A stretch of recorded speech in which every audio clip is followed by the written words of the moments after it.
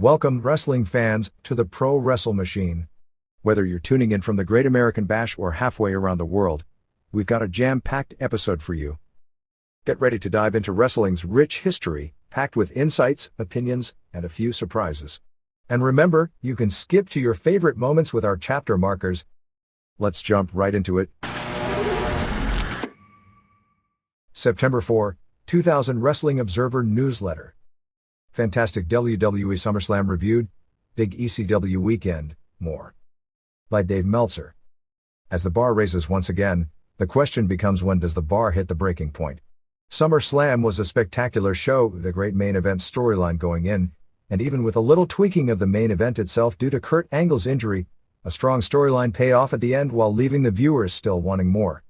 But the match that stole the show was the tables, ladders and chairs match with Christian and Edge, the Dudleys and the Hardys. There were numerous spectacular bumps from the top of the ladders, both in the ring and over the top rope through tables. Although everyone involved was probably plenty sore the next morning, nobody was seriously hurt. Earlier in the show, Shane McMahon did a spectacular-looking stunt bump, falling backwards some 30 feet into what was apparently a very safe crash pad in a garbage bin. It's already a given that not just independent wrestlers, who imitate what they see in the big time, but kids in their backyard, are going to imitate what the WWF does. On one hand, the WWF has public service announcements and has talent speak out against these moves, saying to leave them to the pros. But on the other hand, the continual proliferation of such moves, from greater and greater heights, is only going to encourage imitation by less experienced people without the measure of safety precautions. Of course, aside from being professionals and having experience at knowing what you can and can't do, the WWF takes great precautions, at least as great as one can, while still providing the spectacular falls, as evidenced by no serious injuries, as well as having numerous medical personnel at shows of this type. Neither will be the case when people imitate. Granted, you can't legislate stupidity and can't be responsible for what you can't control, but as the not only industry leader, but entertainment leader, when the inevitable injuries happen, they are sure, because it's a hot-button topic, to be blown out of proportion and the finger pointed back at them. And forgetting all that, what happens when one day in the WWF, WCW or ECW, someone slips at the top of a ladder, which came close to disastrous results once on an ECW pay-per-view, and misses their table or crash pad? SummerSlam, after a slower than expected advance early, still sold out the Raleigh, North Carolina Entertainment and Sports Complex on August 27 to the tune of 17,002 in the building, which was 15,603, paying $1,151,940 as well as another $147,815 in merchandise. It was the 7th highest live gate in the history of American pro wrestling, and the first $1 million gate for an event other than a WrestleMania.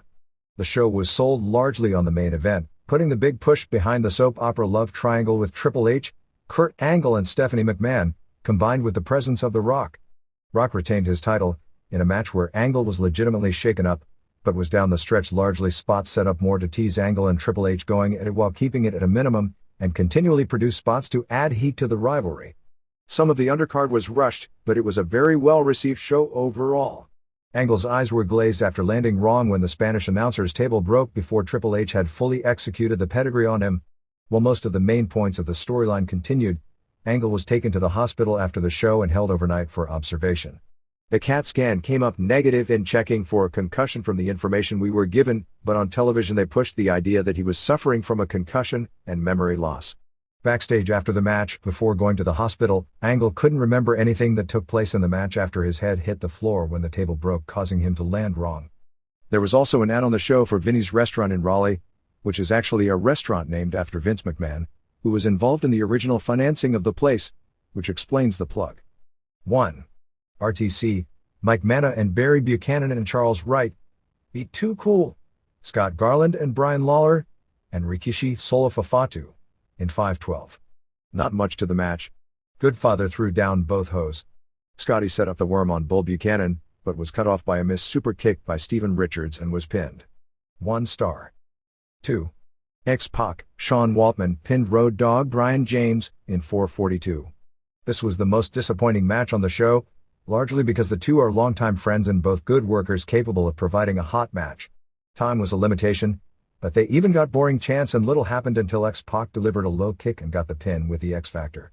After the match, X-Pac wanted to shake hands, but Road Dogg instead gave him a modified pump handle slam. 3/4 of a star. 3.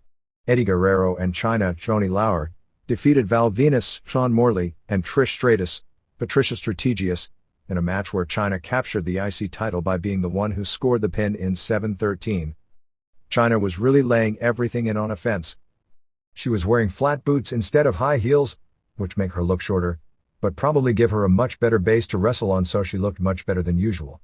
Guerrero is always one of the smoothest workers around. It kept Stratus out until the finish. Obviously she doesn't have the training to be much more than a slightly better version and more willing bump taker than most of the other interchangeable women.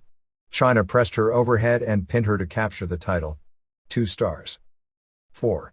Jerry Lawler pinned Taz Peter Cernurka in 4:24. The crowd was very into Lawler, who still, at age 50, came off the top rope with his fist drop and did his trademark moves. After Taz no-sold a pile driver and a ref bump, Taz got the choke on, but Lawler made the ropes. When Taz wouldn't break it, Jim Ross got off his chair and smashed a glass jar of candy on Taz's head. Taz, who has only gotten color a few times in his career, bled, as did Ross' hand, from the breaking of the glass. Lawler scored the pin to a gigantic pop. It was kept short and the people got what they wanted out of it. 1.25 star. 5. Steve Blackman regained the hardcore title pinning Shane McMahon in 10:08. Match was nothing special until the stuntman finish. Blackman did put a garbage can on McMahon's head and dented it up with fighting sticks. Test and Albert did a run-in with Test using an elbow drop off the top with a garbage can lid. The finish saw McMahon climb a ladder at the set with Blackman behind him. Blackman hit him with a cane and McMahon fell backwards some 30 feet into what appeared to be a crash pad in a garbage bin. Ross and Lawler were hovering between 50 and 75 feet as their estimate of the fall. Blackman climbed down a little, and from about 10 feet, flew off with an elbow drop onto McMahon in the garbage bin for the pin. McMahon did a stretcher job afterwards. This was used as storyline as Stephanie was understandably freaked out about her brother's injury, and later when Kurt Angle walked in, he showed no concern at all. 2.25 stars. 6. Chris Benoit won 2 of 3 falls from Chris Jericho, Chris Irvine, in 13:02. Of course it was a good match, but it was missing something, and seemed rushed. They may have been given longer. First fall saw Benoit win in 3:15 with the crossface. Second fall with Jericho came back with a nice roll through into the walls of Jericho at 5:10, time of the fall, not Allows time of the match. Third fall saw them deliver big moves, including a dragon suplex by Benoit and a super Frankensteiner by Jericho off the top rope, as well as a lion salt. Jericho sold his shoulder much of the fall. It seemed to be building well, but then abruptly ended with Jericho going for a cradle and Benoit reversing it and holding the ropes for the pin at 4:37 of the fall. 3.25 stars. 7. Edge, Adam Copeland, and Christian J. Resso won the three-way tables, ladders and chairs, Oh My match over Dudley's, Mark LaMonica and Devin Hughes, and Matt and Jeff Hardy in 14:51. This will no doubt get a lot of Match of the Year votes. All kinds of sensational spots. Jeff actually went into the match with a bad ankle. There was a spot where Christian gave Matt and Devon a Russian leg sweep backwards from high off the first set of ladders that appeared to be about 7 feet. Bubba did a full Nelson sit-out slam high off the ladder onto Christian. Christian threw Jeff off the ladder, and on the teeter-totter spot, the ladder nailed Matt. Dudley's came out with the first table to a big pop and gave Christian the 3D through the table. Bubba set up a double-decker of 2 sets of tables for a base for a later stunt. Chairs came into play. Matt used the twist of fate on Edge. Matt did the leg drop off the ladder on Edge, and then Jeff leapfrogged over the ladder for another leg drop on Edge. Jeff outside the ring leapt off a 15-foot ladder with a swan, but I believe it was Bubba that moved and Jeff crashed through a table, laying him out for a while. Christian did a reverse DDT on Matt off the high ladder. In one of the more spectacular bumps, Bubba was climbing and the ladder was tipped off, and he flew, jumping to hit his target, taking out the 4 tables he set up. Edge and Christian seemed primed to win, but Lita showed up and tipped over the ladder. Both were supposed to crotch themselves on the way down, which Edge did, but Christian seemed to land on the inside of his thigh. Matt climbed, but I believe Devon tipped the ladder over and he took a bump onto 2 more tables on the floor. Edge speared Lita, whose head came dangerously close to hitting another ladder on the floor while taking the bump. Devon and Jeff climbed and got to the top to grab the tag belts but were knocked off, with Jeff selling his ankle. Devon and Matt then climbed. ENC pulled the ladder away. The finish saw Devon and Matt kicking at each other while holding onto the straps held from the ceiling that were holding the belts. Devon first took the bump. ENC then hit Matt with the ladder and he took the bump. ENC climbed up and got the belts, portrayed as if it was the other two teams who took the majority of the risks and punishment during the match, but when they were both worn out, ENC grabbed the belts to win. 4.5 stars. 8. Kat, Stacey Carter, beat Terry Boatwright, in 3:06 with a thong stinky face match. It was bad, but at least it was short and again served its purpose to give some tanda after the extreme stunts of the previous match and thus avoided Undertaker and Kane having to directly follow it. Al Snow and Perry Saturn were in the respective corners. Snow squeezed Terry's butt when he threw her in. It was getting long enough to where the novelty of the women in thongs was starting to die out when the ref bump came. Snow threw head to Kat and she KO'd Terry with it, and then Snow hit Saturn with it. Kat gave Terry the stink face in the corner to win. When Snow and Kat celebrated, Snow squeezed Kat's butt. Dud. 9. Undertaker Mark Calloway went to a no contest with Kane Glenn Jacobs, in 6:28. They brawled. Undertaker threw the steps at Kane, who juiced. Match had no heat until Undertaker started going for the mask. Finally Undertaker unmasked Kane, whose face was covered by his hair and some blood, and he got out of the ring and Undertaker's music played. The story was that since the bell never rang, there didn't have to be a winner and a loser. 1/2 star. 10. Rock, Dwayne Johnson, retained the WWF title over Kurt Angle and Triple H, Paul Levesque, in 2009. Actually it went longer since Angle cut a promo saying he satisfied Stephanie more than Triple H could, leading to them brawling for more than 3 minutes before the match started.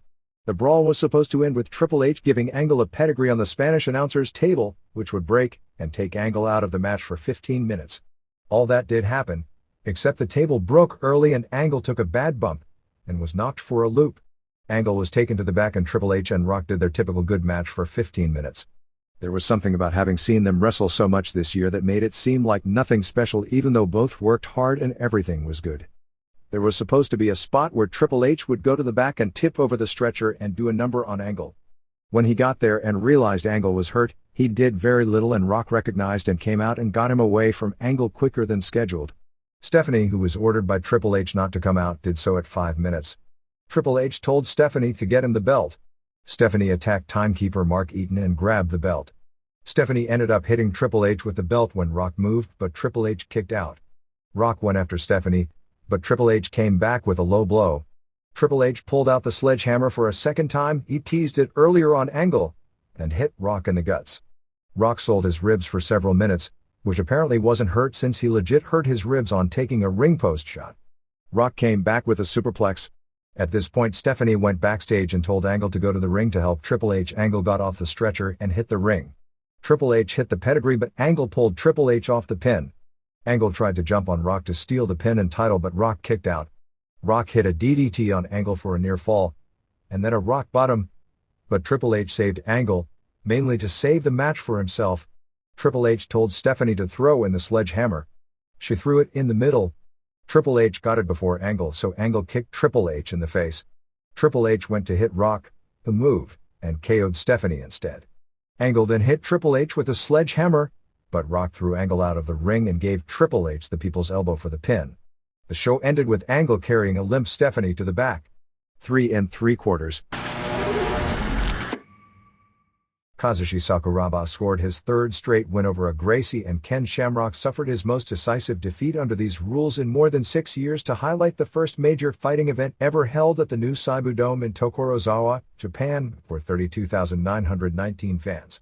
In a show that got great reviews and will air in the US on the Dish Network on pay-per-view starting September 8th, it featured 6 pro wrestlers and 2 Gracies as the main draws. Shamrock, who earlier in the week signed a several-fight contract extension with DSC through August 2001, was upset by a larger and younger New Japan wrestler, Kazuyuki Fujita, a former Japanese national champion in amateur wrestling. It was a very strange match and finish. The ending came in a match Shamrock totally dominated, when he told cornerman Pete Williams to throw in the towel after apparently running out of gas at 6:46. The audience live and watching on pay-per-view were shocked to see the towel come in so quickly. Fans live at ringside did report that in a moment, suddenly Shamrock looked very pale when Fujita pushed him into the corner and he grabbed onto the ropes to hold on. According to a report by Rafael Torres of the ADCC website, he told Williams, "Throw in the towel, Petey. My heart, my heart." At that point, to those of the ring, it looked as though he was about to pass out. Those at the ring feared a heart attack, and the ring doctor started administering oxygen to Shamrock. Shamrock was fine after the match but refused to comment about what happened, and the only report was that he suddenly just hit the wall. What was weird is that it was the second straight match where Fujita was pounded on almost at will early by a big-name star, and suddenly, when it seemed Fujita was battered and ready to lose, the opponent suddenly ran out of gas. The win by Fujita sets him up as the likely challenger for Mark Coleman in a match that is expected to take place in December at the Tokyo Ariake Coliseum for Coleman's DSE World Heavyweight title. Reports are that the Seibu Dome was incredibly hot, more than 100 degrees with heavy humidity, probably much hotter under the TV lights, since the baseball stadium had no air conditioning. With the exception of a split decision loss in the legendarily bad 30 minutes match with Dan Severn on May 17, 1996 in Detroit, Shamrock hadn't had a clean competition loss since 1994 in Pancrase to Masakatsu Funaki in a fast match. It was said Shamrock simply wanted to get over with to avoid an injury, as it was only a week or two before his rematch with Royce Gracie. His only decisive loss under rules similar to this in competition was to Gracie on the first UFC show on November 12, 1993. He dropped the King of Pancrase title in early 1995 to Minoru Suzuki, but that was a business loss, as Pancrase didn't want to risk its world champion losing another competition before the first Shamrock vs. Severn UFC Superfight title match, which Shamrock won anyway. Coming on the heels of a dominant performance but somewhat of a controversial finish in a win over much smaller Royler Gracie, a win in what will become an all-time legendary 90 minutes match over Royce Gracie, Sakuraba followed by beating the man who the fighters themselves would state is the best of the Gracie clan, Henzo, winning in 1943 with a Kimura armlock in what was described as a very close fight. Gracie, who never tapped, suffered a dislocated elbow in the move, and the referee stopped the match. After the stoppage, Gracie, showing the sportsmanship that somewhat eluded his two cousins, did a symbolic tap for Sakuraba to indicate no complaints about the referee's decision. The match ended with just 17 seconds in regulation, and was close enough that it would have almost surely been sent into overtime rather than either man getting the decision, as all three judges afterwards said they had the bout even up to that point. It appears the Sakuraba vs. Gracie's program, which has turned into a strong money drawing program in Japan, will continue on October 31st, as he'll most likely face Ryan Gracie, who made his pro fighting debut with an impressive win over New Japan wrestler Tokumitsu Ishizawa, Kendo Kashin, in just 2:16. Masaaki Sadake of K1 fame defeated another pro wrestler, Kazunari Murakami, who started as a shoot fighter and has since wrestled for many organizations, most notably New Japan, on some of the big shows this year.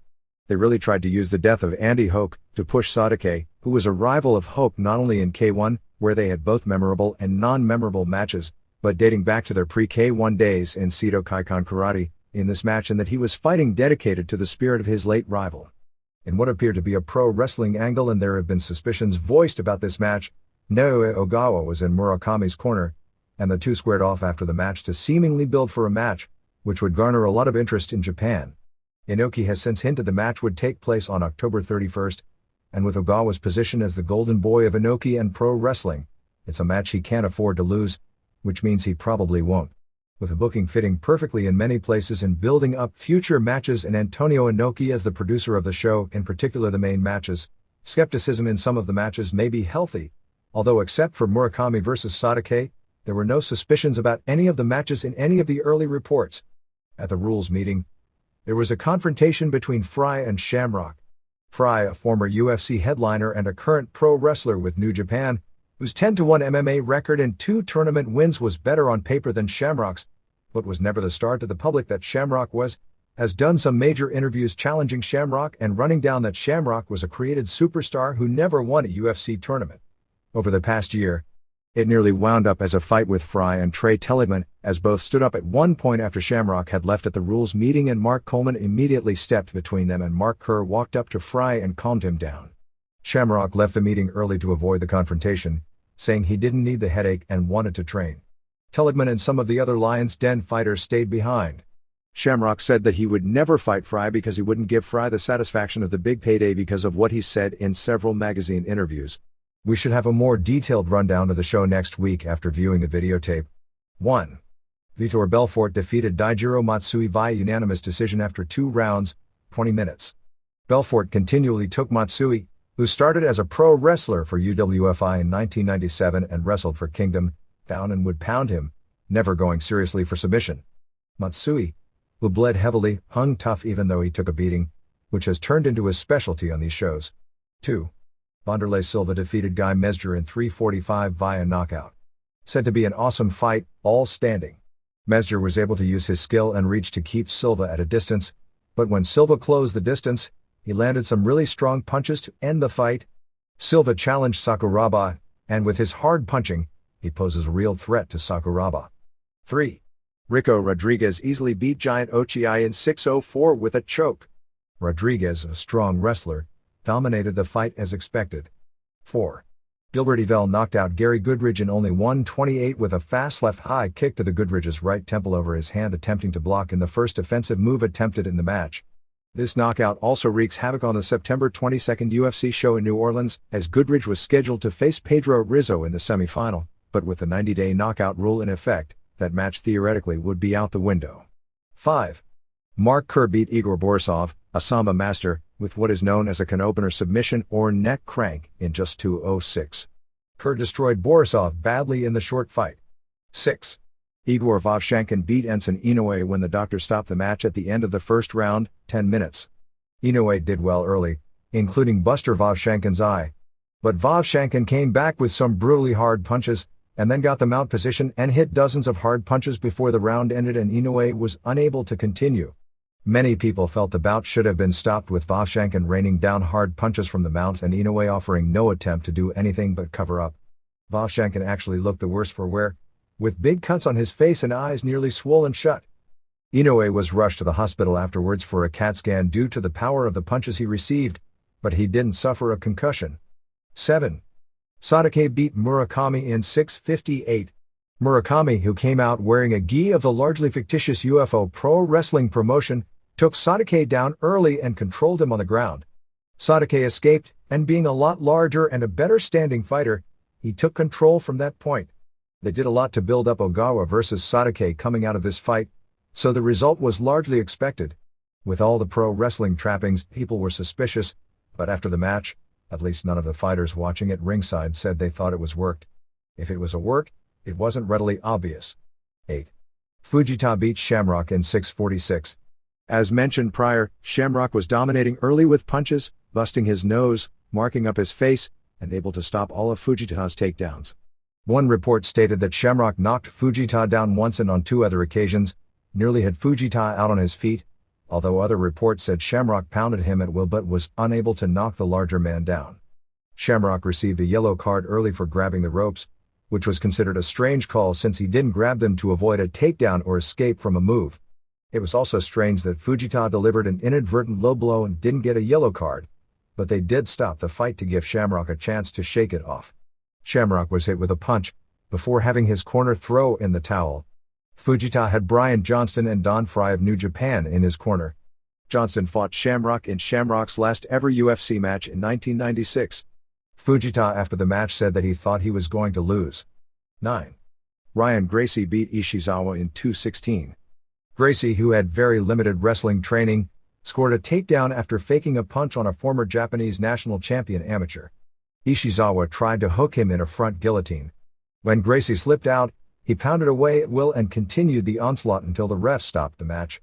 It was a very impressive win, and Ishizawa's image for pro wrestling as a shooter took a beating as he did nothing on offense and had no punch defense. 10. Sakuraba beat Henzo Gracie at 9:43 of the second round, 1943. Said to be a very competitive match. They traded punches standing and Sakuraba was able to take Gracie down, but didn't seem to want him there, more content to fight with him standing. Gracie hung tough on his feet. In what was described as the greatest weekend in the history of ECW, the promotion put on what was reported as 2 of the best shows in its history at the Hammerstein Ballroom in Manhattan on August 25th and August 26th, those sellout crowds of 2,500 each night, and even got front-page color photo coverage the first day and a follow-up article after the first show in the New York Daily News. When the dust settled, there was 5 hours of television taped, including the final show ever where Cyrus cancels ECW on TNN, leading to a major angle with many layers, 2 matches that people are talking of as potential match of the year candidates, Just Incredible vs Steve Corino and Yoshihiro Tao and Mikey Whipwreck vs Tony Mamaluke and Little Guido both on August 26, and numerous angles attempting to elevate just about everyone in the company, such as Jerry Lynn scoring pins on both Credible and Rob Van Dam in tag matches the first night, but still losing the second night to CW Anderson to build up the heel ref gimmick by Danny Daniels. While no official announcement has been made, the feeling in the company seemed very positive regarding securing a cable outlet after the TNN cancellation with the final show on September 22. Most of the talk revolves a 2-hour late Saturday night time slot on USA Network, although no deal has been finalized at press time and a favorable ruling by the Court of Appeals could be unfavorable for ECW. Whipwreck and Tao won the ECW tag titles on August 25 in a three-way final over Lynn and Tommy Dreamer and Simon Diamond and Swinger, but then lost the belts to the FBI the next night. Kid Cash, in a wild melee that ended the second show, ended up as TV champion, pinning Rhino. Among the other major angles were the return of Dawn Marie as the manager of Corino for the match with Credible, to set up Dawn Marie versus Francine as well. The original idea was for Corino to only be a short-term babyface for this program, but he was over so strong, his eventual turn may be postponed.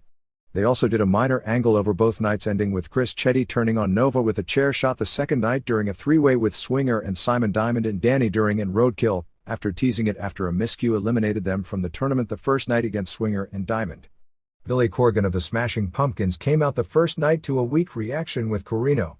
They did an angle to build up the second night where Credible laid out Corino with the cane, then Corgan started choking Credible with the cane until Lou E dangerously hit Corgan with a cell phone and left him laying. This led to Credible and Rhino eliminating Sandman and Chili Willy from the tag tournament in only 1:15 when Rhino speared Sandman through a table. Dreamer and Lynn beat Van Dam and Cash in 14:24 in a match described as good, but not as good as you'd expect. Rhino and Credible both came out and Van Dam was hit with the cane. Dreamer and Cash both left the ring to go after Rhino and Credible, leaving Lynn to pin Van Dam with the cradle piledriver. Dreamer and Lynn versus Credible, and Rhino saw Rhino piledrive Dreamer through a table and he was laid out. Lynn was doubled on until Spike Dudley came out and laid out Rhino with the acid drop. Credible hit Dudley with a cane, but that allowed Lynn to hit the cradle piledriver and pin Credible in 4:51. It wound up with Lynn and Dreamer, Diamond and Swinger, and Tao and Whipwreck in the tag tournament finals. CW Anderson's interference caused Dreamer and Lynn to be eliminated first, at which point the locker room emptied to watch the tournament finish. With Diamond on the top rope and Tao on Swinger's shoulders, Tao blew the mist at Diamond, and Whipwreck gave Diamond a top rope whippersnapper for the pin. On the second night, with the exception of a Psychosis vs Tony DeVito match which was said to be an atrocious style clash that obviously will never see television, it was said to be possibly the best show in ECW history. FBI won the tag titles from Whipwreck and Tao in a tremendous match with people raving about the sell job the FBI did for Tao's kicks. Corino, who brought out Dawn Marie with him, lost to Credible in a classic title match with dramatic near falls. The big finale saw Cyrus cancel ECW on TNN, which brought out Paul Heyman, who nailed Cyrus. Rhino ended up putting Heyman through a table and the locker room emptied as a plant from the stands attacked Rhino. While this was going on, a match started with Cash and Rhino for the TV title with Rhino destroying him, including Cash being moshed around the ring. Sandman tried to save Cash but got destroyed himself, and then Rhino continued on Cash until Van Dam came in for the finish to lead to Cash getting the win, followed by an in-ring celebration at the end of the show that reportedly lasted 20 minutes. The current plan for this coming weekend is to likely air the angle to build up Corino vs Credible as well as the semifinals and the finals of the tag team tournament on TNN on September 1st. The syndication this weekend would air Van Dam and Cash vs Dreamer and Lynn, FBI, versus Whipwreck and Tao from the first night, said to be the best match on that show, and Easy Money and Julio De Niro versus Christian York and Joey Matthews. The September 8th TNN show at this point will air the second Whipwreck and Tao vs FBI match where the title changes hands. Van Dam vs Anton from the second night would air in syndication. The current plan is to leave the Credible vs Corino title match for the September 15th TNN show.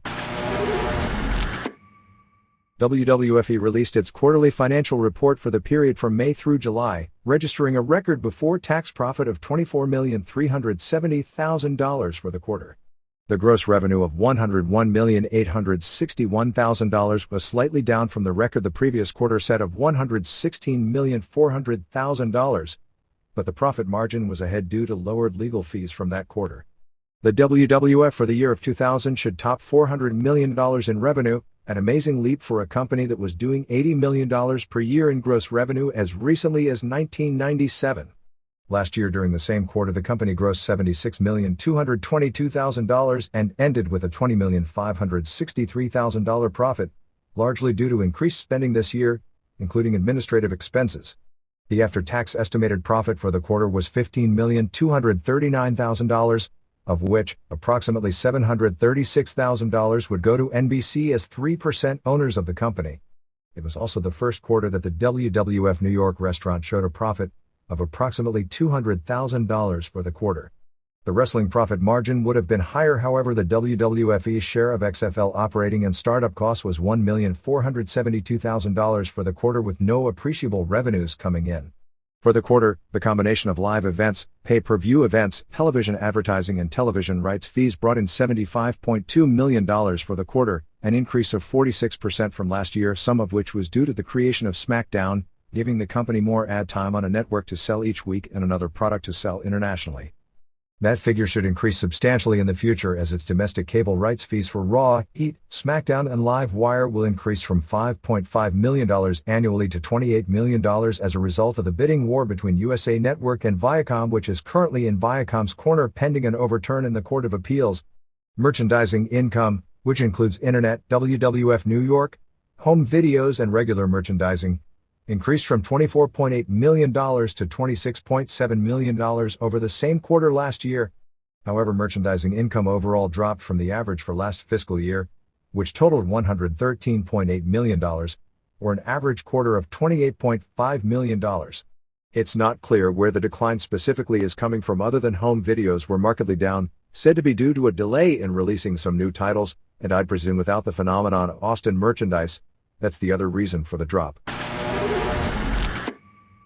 With the Summer Olympics only a few weeks away, it is notable to list the long history of former Olympic athletes that have gone into pro wrestling, including several legends, topped off by Japanese wrestlers Riki Choshu and Jumbo Tsuruta, as well as current top draw Naoya Ogawa, Americans Kurt Angle and Danny Hodge, Canadians Earl McCready and Mad Dog Vachon, as well as fringe appearances in pro wrestling by legendary athletes such as Muhammad Ali, Karl Malone, Joe Frazier and Alexander Karelin of Russia.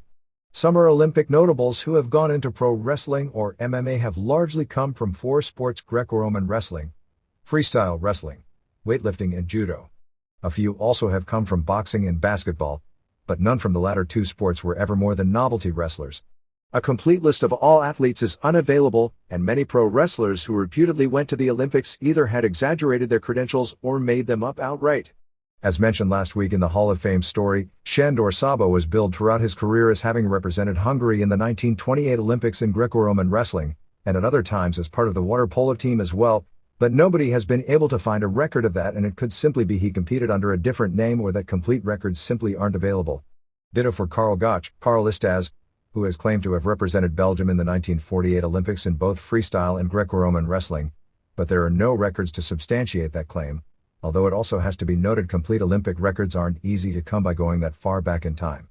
Iron Sheik Hossein Khosrow Vaziri was billed as an Olympic gold medalist from Iran, which definitely isn't the case during his career, but was reputedly on the Olympic wrestling team from that country.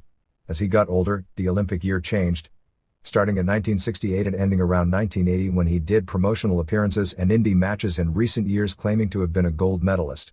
While there are records proving Vaziri was an excellent amateur wrestler, as after coming to the United States in 1969, he won national championships and later helped coach the U.S. Olympic Greco-Roman wrestling team in both 1972 and 1976. We haven't found any records substantiating Vaziri in either the 1964 or 1968 Olympics. Klaus Wallace, who wrestled in the 1980s in Europe and for New Japan, was billed as representing Austria in judo at both the 1976 and 1980 Olympics. In New Japan, he was billed as a medalist. He definitely was not a medalist, but he may have been on the teams, and he definitely was a world-class judo player, but we can't confirm he was in the Olympics. As complete a list as we can verify, here are pro wrestlers who participated in the Summer Olympics.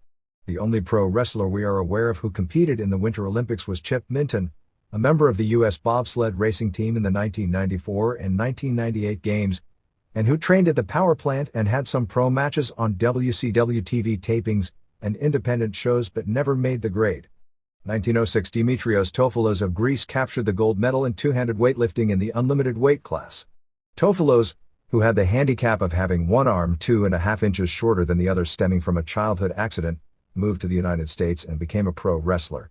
He had a match with world heavyweight champion Frank Gotch which resulted in him being caught in a toe-hold submission, but his refusal to submit resulted in him spending 6 months in the hospital with a dislocated hip. He was well known in pro wrestling for most of the rest of his life. 1920 Paul Berlenbach went to Belgium for the Olympics as an alternate in freestyle wrestling, but never actually competed in the games. He went on to pro wrestling during a hot period in the 20s to a degree of success but never at the superstar level. 1924 Robin Reed of the United States won a gold medal in freestyle wrestling at 135 pounds. Reed was one of the most phenomenal wrestlers the country ever produced. At the Olympic trials in the Pacific Northwest, Reed, to prove a point, entered in 4 different weight classes, the heaviest being 192 pounds, some 57 pounds more than his body weight, and won all 4 weights. Legend has it that on the boat going to Paris, where the Olympics were held, that Reed challenged everyone on the team. Depending upon which story one chooses to believe, he was able to pin everyone on the team, including the 191-pound gold medalist, John Spellman, and the heavyweight gold medalist, Harry Steele. Reed never lost a match in competition during his amateur career. Reed wrestled professionally after the Olympics for many years, but due to his size, was never a major attraction. A famous story, the accuracy of which one can believe or not, is that Reed, who had never lost, had a workout with John Pesek, a pro heavyweight world champion, who was considered one of the all-time great shooters. Pesek, in his barn, was the only wrestler ever to whip Reed. Russell Viss of the United States captured a gold medal in freestyle wrestling at 146 pounds like Reed. Viss wrestled professionally for many years, but due to size, was never a major star. Henri Deglaine of France became up to this point the only Olympic wrestling gold medalist, capturing the unlimited weight class in Greco-Roman wrestling, to win a major pro world heavyweight title. In one of the most controversial matches in Greco-Roman history, in the second round, Deglaine, a hometown favorite with the Olympics in Paris, faced 2-time gold medalist Klaus Johansson, and after 20 minutes, Johansson was declared the winner on points. The French team protested, and the decision was overturned and called a draw, and the two were ordered to go into a 6-minute overtime, after which, Deglaine was ruled the winner. Johansson was so enraged he walked out on the entire competition, while Deglaine won 4 more matches and the gold. Deglaine went into pro wrestling in France, and later came to North America where he quickly became a big star around Montreal. He was involved in one of the most famous world title changes in history on May 4, 1931 in Montreal. For background, just 3 weeks earlier, Strangler Lewis had won the world title from Ed Don George in Los Angeles in a decision made by Lewis himself in the ring. Paul Bowser, at the time one of the leading promoters, was included on the change and went for his revenge, putting Deglaine, a world-class wrestler, in there. After the second fall, while in the dressing room, in those days, in order to sell concessions, the wrestlers would go into the dressing room between falls for a rest period. Deglaine bit himself in the shoulder hard, drawing blood, and managed to cover it up. In a match that would go down in history as the Battle of the Bite, long before Tyson and Holyfield, at the start of the third fall, Deglaine screamed like he'd been bitten, showed the deep teeth marks in the blood, and the ref, who may or may not have been in on the scam, disqualified Lewis and gave Deglaine the title. This was actually one of the reasons why years later the ruling about titles not being able to change hands on a disqualification, which is generally not the case in Japan and has never been the case in Mexico or Europe, has been an Americanized gimmick fixture of pro wrestling. Deglaine lost the title 2 years later to Ed Don George in Boston, although Lewis was able to protest the decision and several major states continued to recognize him as champ. Deglaine eventually returned to France where he was the country's biggest pro wrestling star as late as the early 1950s. 1928 Edward Don George of the United States placed 4th in freestyle wrestling in the unlimited weight class. As Ed Don George, he came right out of the Olympics and captured the world heavyweight title in pro wrestling on December 10, 1930 in Los Angeles from Gus Sonnenberg. Sonnenberg was a super drawing card, a college football star with huge name value, but who had little true wrestling ability. A rival promoter had a middleweight wrestler attack and beat up Sonnenberg on a crowded street corner in Los Angeles, which became huge national news about the world heavyweight wrestling champion being beaten up by a small man in front of witnesses. That embarrassment led to the powers believing the title had to be in the hands of a real wrestler who could take care of himself, either in the advent of a double cross in the ring, or on the street. So George was rushed to the title. George's title loss on April 14, 1931 in Los Angeles to Strangler Lewis was noteworthy as well. George didn't know he was going to lose the title when he got in the ring. Lewis told him in the ring that they could do it the hard way or the easy way, which has become a famous line in wrestling repeated on television shows to this day. Apparently, as good a real wrestler as George was, the reputation of Lewis spoke for itself, and he agreed to do it the easy way. Since it wasn't planned, many promoters were furious, and Lewis was given a lesson in the Henri de Glane story. George later won a second world title on March 9, 1933 in Boston from de Glane and held it until July 30, 1935 when he dropped it to Dano O'Mahony, a huge Irish drawing card in Boston. George later became a prominent promoter in Michigan and is in the Observer Hall of Fame. 1932 Robert Pierce of the United States won the gold medal in freestyle wrestling in the 123-pound weight class, the first ever Olympic wrestling gold medalist from the state of Oklahoma. As Bobby Pierce, he was very small for a pro wrestler with a natural body weight of around 135 pounds in a sport that was so heavyweight oriented, but wrestled for 5 years and was never a major attraction. Earl McCready represented Canada in the unlimited weight class in freestyle wrestling, but failed to place. After the Olympics, McCready wrestled around the world for nearly 30 years and was a star everywhere, but in particular was a longtime wrestling legend in Western Canada as well as in England, and is in the Observer Hall of Fame. Jack Van Beber of the United States won a gold medal in freestyle wrestling at 159 pounds. Van Beber lasted less than 1 year as a pro wrestler. His story of winning was quite unique. Van Beber learned his starting time for his final match had been changed and was due in the building, some 6 miles away, in less than 1 hour, with no transportation.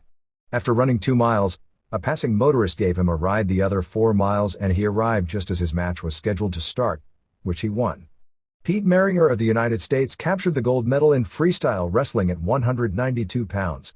Maringer actually won the Olympic trials at both 192 and heavyweight, but decided to go to the Olympics at 192 and was never seriously challenged. Maringer not only wrestled professionally on and off for many years, although he was never a superstar, but actually gained more fame playing 5 years in the NFL and as an actor in Hollywood with more than 50 film credits. Maringer was part of the pro wrestling scene as late as the 1960s as a referee for the LaBelle promotion in Southern California.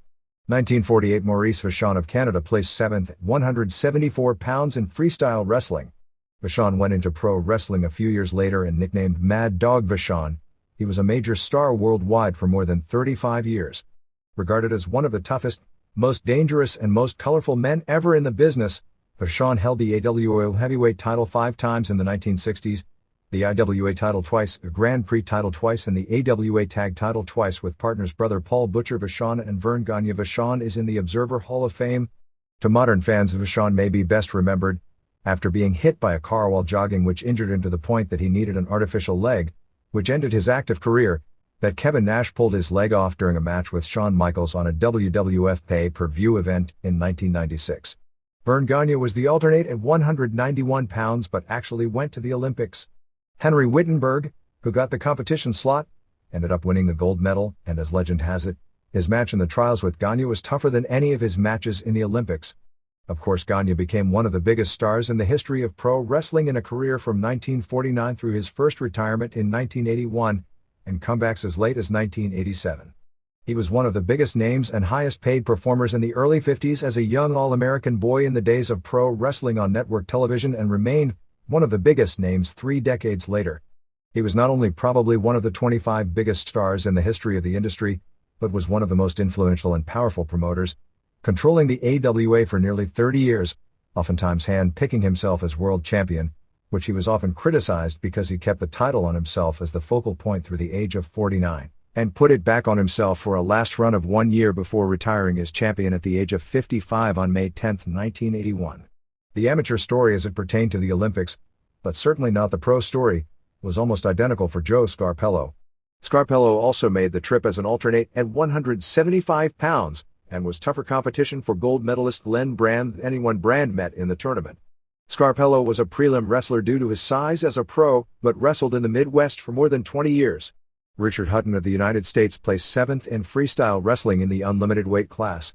As Cowboy Dick Hutton, he was Lou Thez' hand-picked replacement as NWA World Heavyweight Champion when Thez gave up the title to wrestle more internationally, particularly in the lucrative Japanese market since the NWA promoters wanted a champion who would work almost exclusively stateside.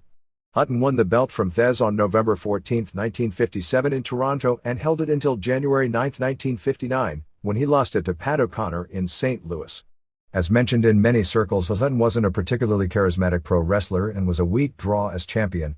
Harold Sakata of the United States captured a silver medal in weightlifting in the 182-pound weight class.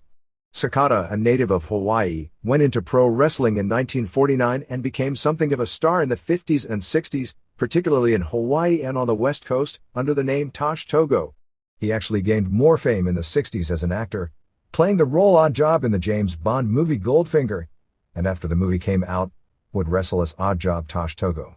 He also did numerous other acting parts in prominent television commercials, most notable in the late 60s for a cough syrup, which resulted in his spending less time in wrestling, although he continued to wrestle in his native Hawaii underneath through the mid-70s. 1952, although he was never a pro wrestler himself, the gold medalist in freestyle wrestling at 148 pounds was Sweden's Ole Anderberg, which tells you where one of pro wrestling's biggest stars' ring name for Alan Rogowski came from. Danny Hodge, at this point still a teenager right out of high school, represented the United States in freestyle wrestling at 174 pounds, but was eliminated in the third round. Hodge was a legend in pro wrestling as probably the biggest name junior heavyweight star ever in the United States, dominating the title for 16 years from his pro debut in 1960 after ending his pro boxing career, which saw him challenge for the world light heavyweight title, through his career-ending broken neck in an auto accident in 1976 while holding the NWA World Junior Heavyweight title. Hodge, as an Oklahoma sports legend, was really the only World Junior Heavyweight champion in NWA history who was a consistent main eventer and was, along with Bill Watts, the biggest draw in his territory for much of his active career. Hodge, with his freakish strength, was considered one of the greatest amateur wrestlers the country ever produced, as after these Olympics he only lost one match over his last 5 years of competition before going into boxing. Because he was the only man to win national championships in both amateur wrestling and amateur boxing, he was long considered, even though undersized, as one of the toughest, if not the toughest man in the entire business, and there were stories of what Hodge did in private workouts even into the early 70s against much younger and bigger world-class wrestlers. 1956, Danny Hodge of the United States won a silver medal in freestyle wrestling at 174 pounds. Hodge was ahead 8-1 in the gold medal match against Nicholas Stonchev of Bulgaria in the waning moments of the match. Both men went down, although they were not touching, and Hodge, in rolling through, had his shoulders momentarily touch the mat. His opponent was not even touching him at the time. A Soviet judge watching the match ruled it a pin, which was called by the Australian judge of the same match, the single worst call he had ever seen in 30 years of international officiating.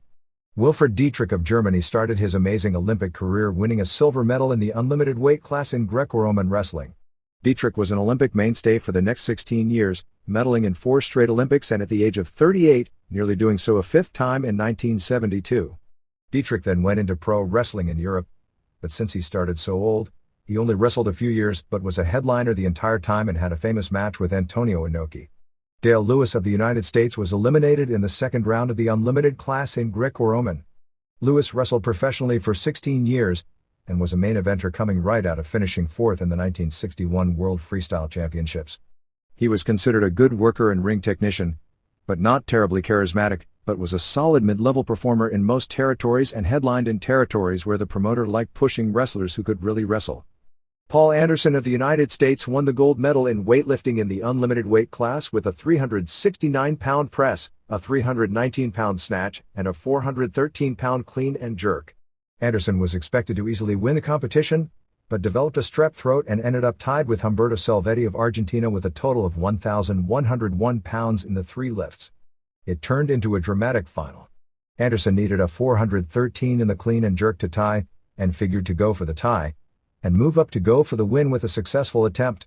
After failing twice, and a third failure would cause him to finish in last place because of no successful mark in the clean and jerk, he got the lift on the 3rd attempt. Anderson, whose specialty was more what would today be called the power lifts, bench press and squat, which is figures, more than 600 in the bench and more than 1,100 in the squat, would be considered tremendous even today, and it's rare for a powerlifter to make the transition to Olympic lifting. Anderson dropped from 360 to 303 for the conditioning needed. Since Salvetti weighed in at 317, Anderson was awarded the gold.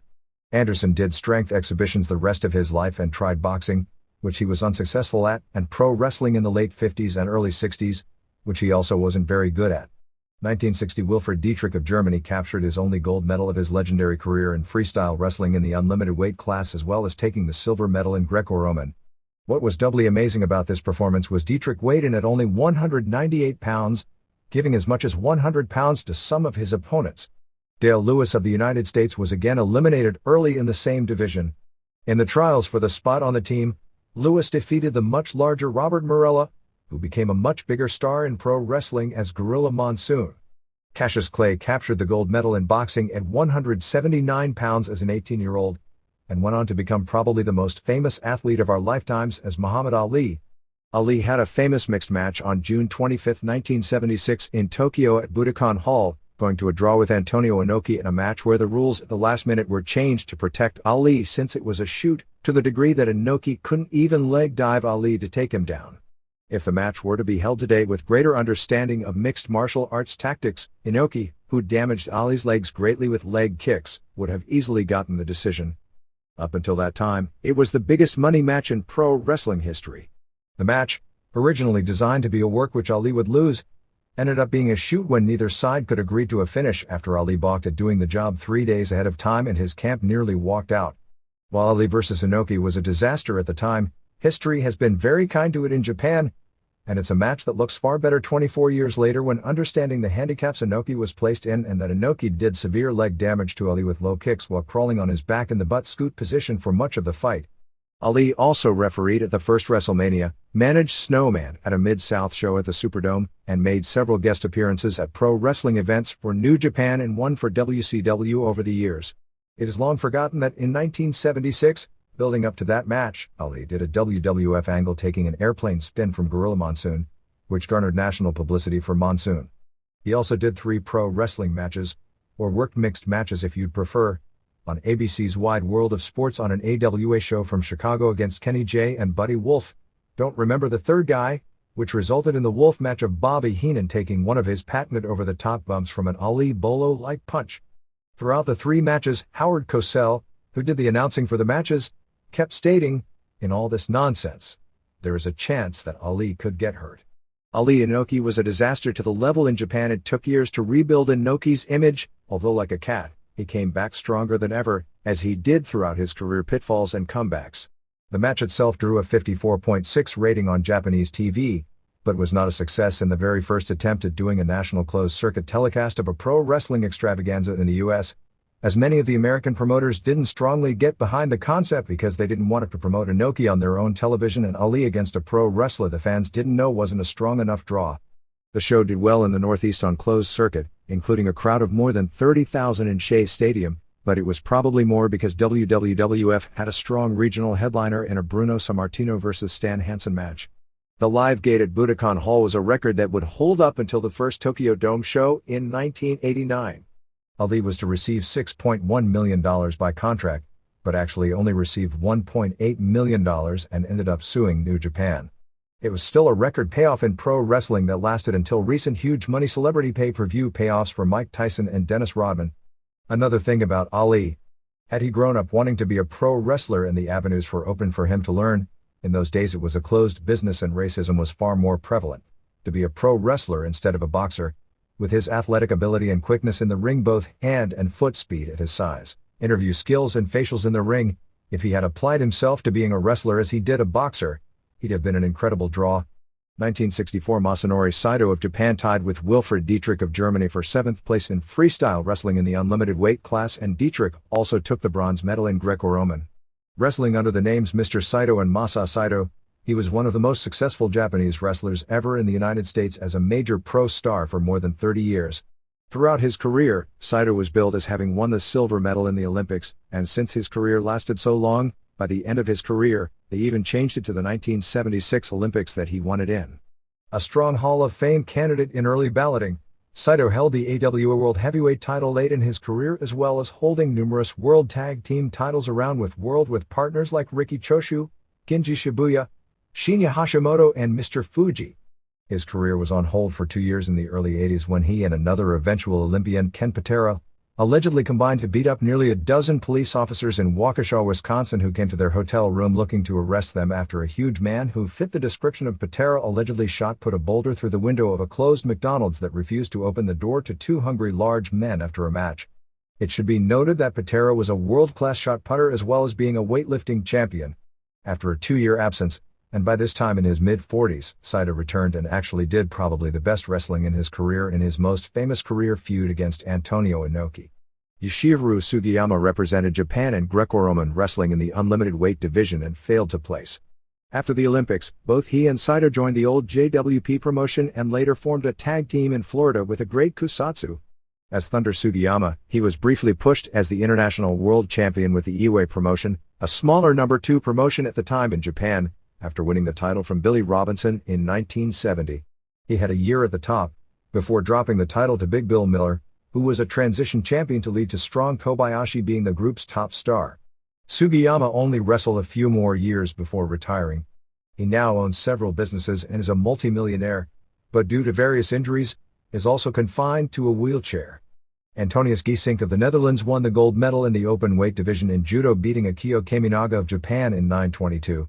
This was a legendary television moment because the Olympics were in Tokyo, doing incredible television ratings daily, and judo was a Japanese sport, brought into the Olympics by the Japanese, who fully expected Kaminaga to capture the gold even though the reality was Giesink, at 6'6" and 261 pounds, was a many-time world champion and a sport legend, having won his first world championship at the age of 15 in 1949. Looking for a box office attraction, Shohei Baba in the early days of the All Japan promotion, reached back into Japanese sports history and signed Giesink, then 39, in September of 1973. To much fanfare, he made his pro debut on November 24, 1973 in Tokyo, teaming with Baba to beat Bruno Sammartino and Cyclone Negro. Giesink signed a 3-year big money, by the standards of that era, contract with All Japan, and lasted the 3 years, but was probably their equivalent to Mark Henry, and when it came to in the ring and charisma, he was actually far worse. When his contract expired, he wasn't renewed and he never wrestled again. Giesink was kept in main events most of the time because of his name and his size.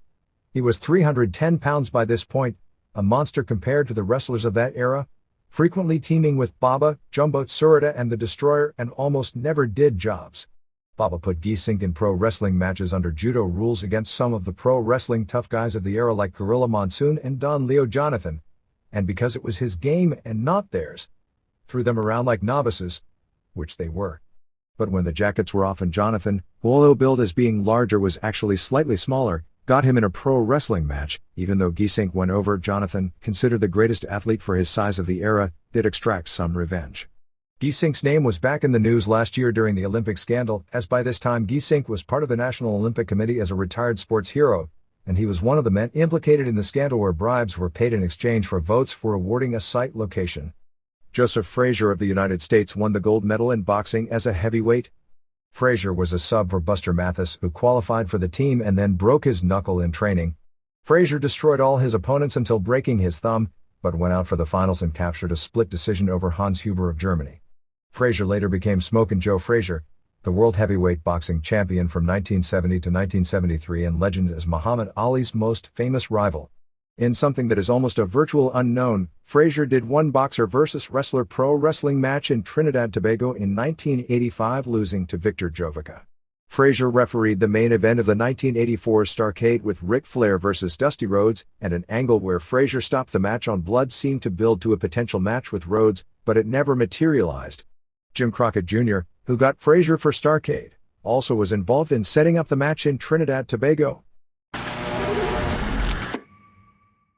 1968 Wilfried Dietrich of Germany took a bronze medal in freestyle wrestling in the unlimited weight class. Robert Roop represented the United States in Greco-Roman wrestling in the unlimited weight class, being eliminated in the 3rd round. He turned pro the next year as Bob Roop, billed in many territories as having won the gold medal, and wrestled through 1987 as well as booked.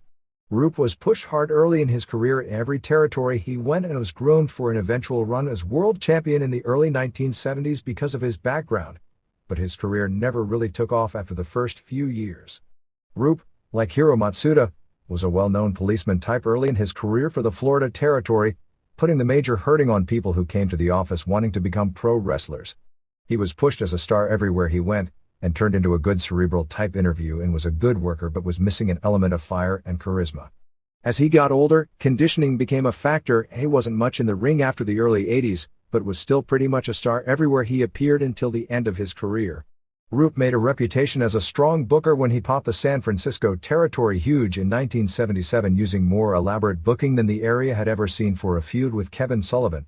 Roop also discovered and recruited Larry Fole Lex Luger into pro wrestling as his career was winding down. 1972 Mitsuo Yoshida, who may have used the name Mitsuo Kwok, of South Korea competed at 220 pounds in freestyle wrestling, but failed to place.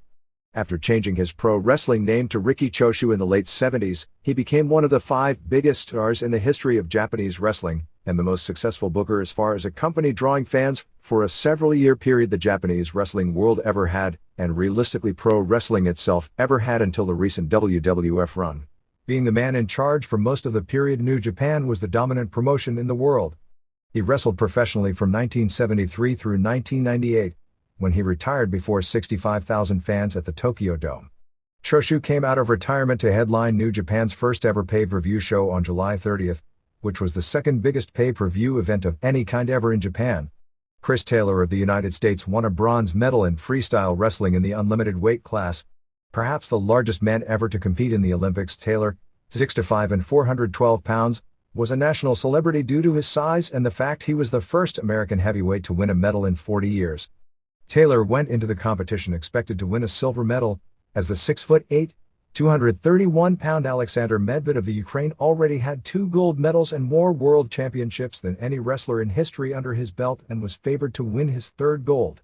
The luck of the draw saw the 2 favorites meeting in the first round, with Medved winning a controversial decision after they stalemated to a draw when the Turkish referee penalized Taylor for stalling.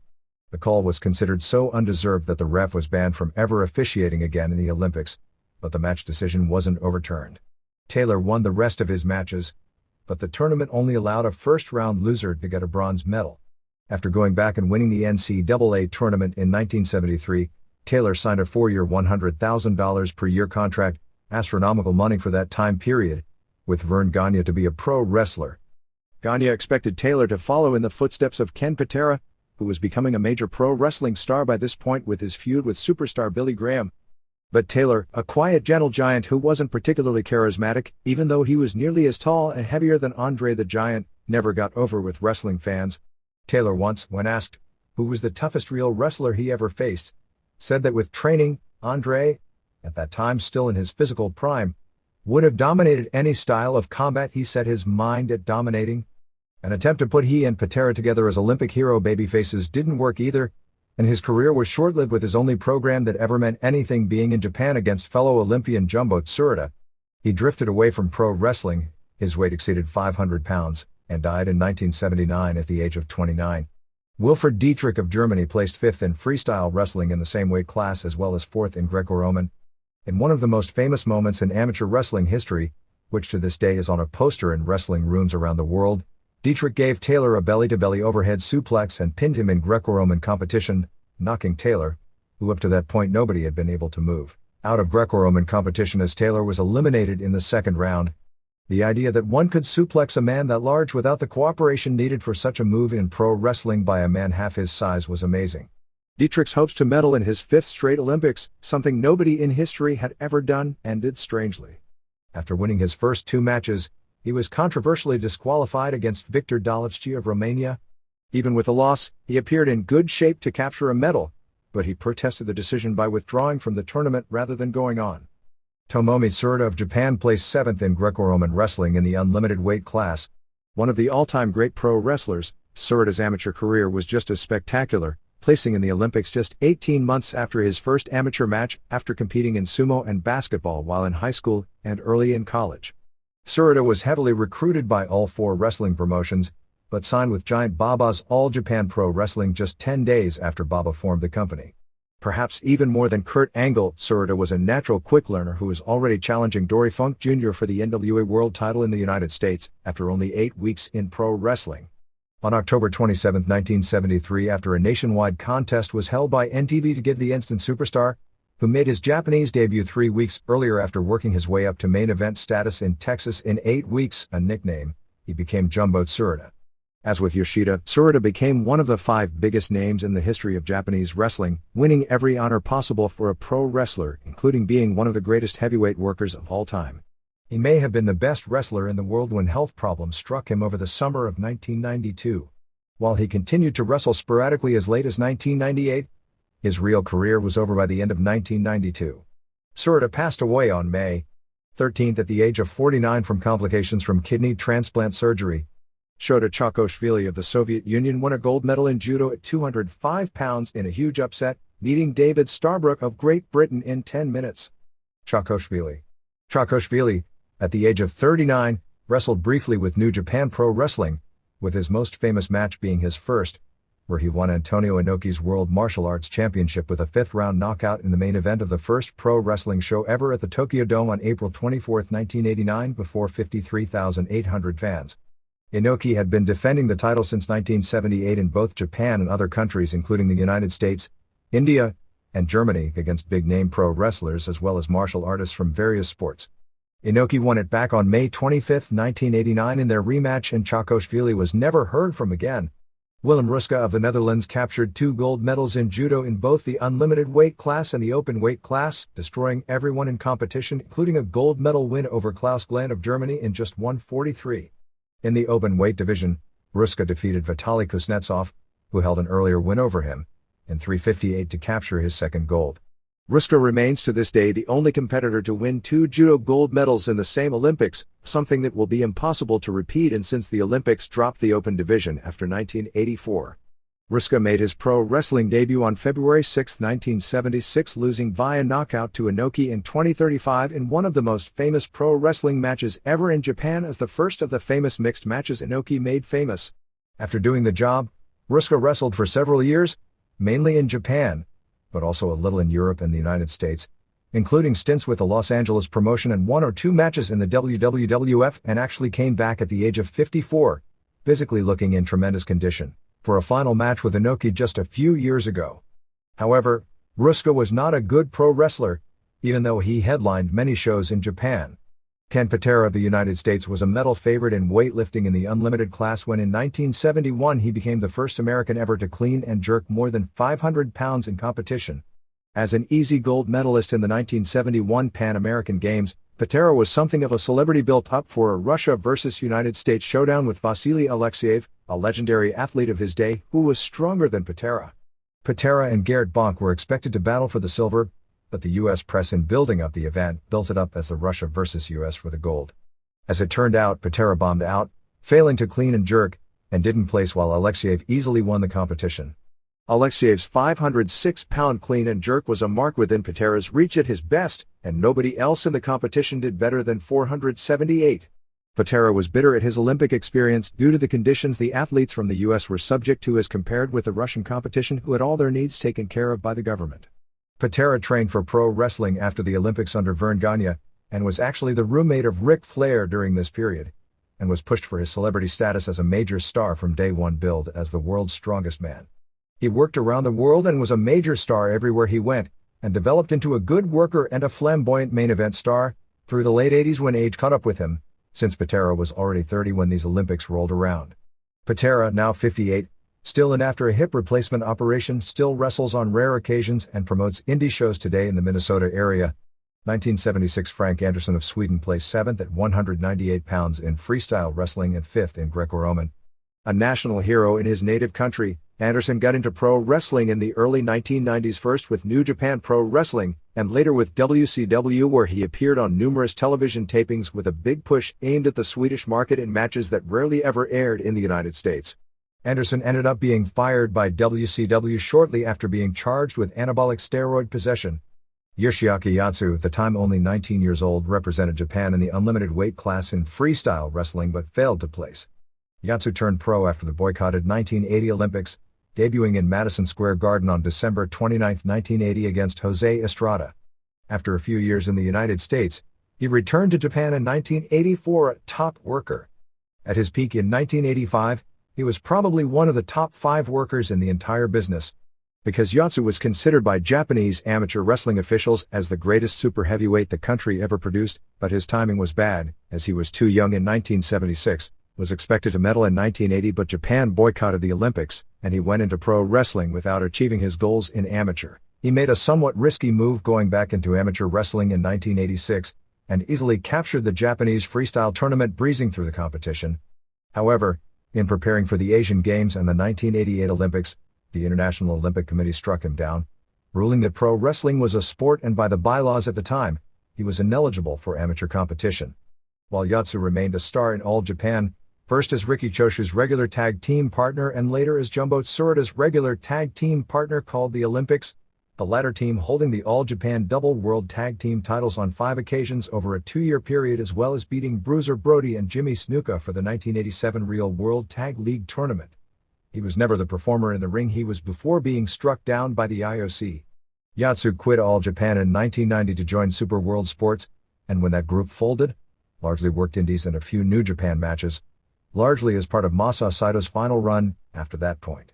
In 1992, the IOC reversed its ruling and allowed pro wrestlers to compete in the Olympics, which is why Russia allowed Svetlana Gundrenko and later Alexander Karelin to do pro wrestling in Japan, and why Dan Severn, who still had Olympic goals at the time, went into pro wrestling. But by that point, Yatsu had suffered health problems and was 35 years old.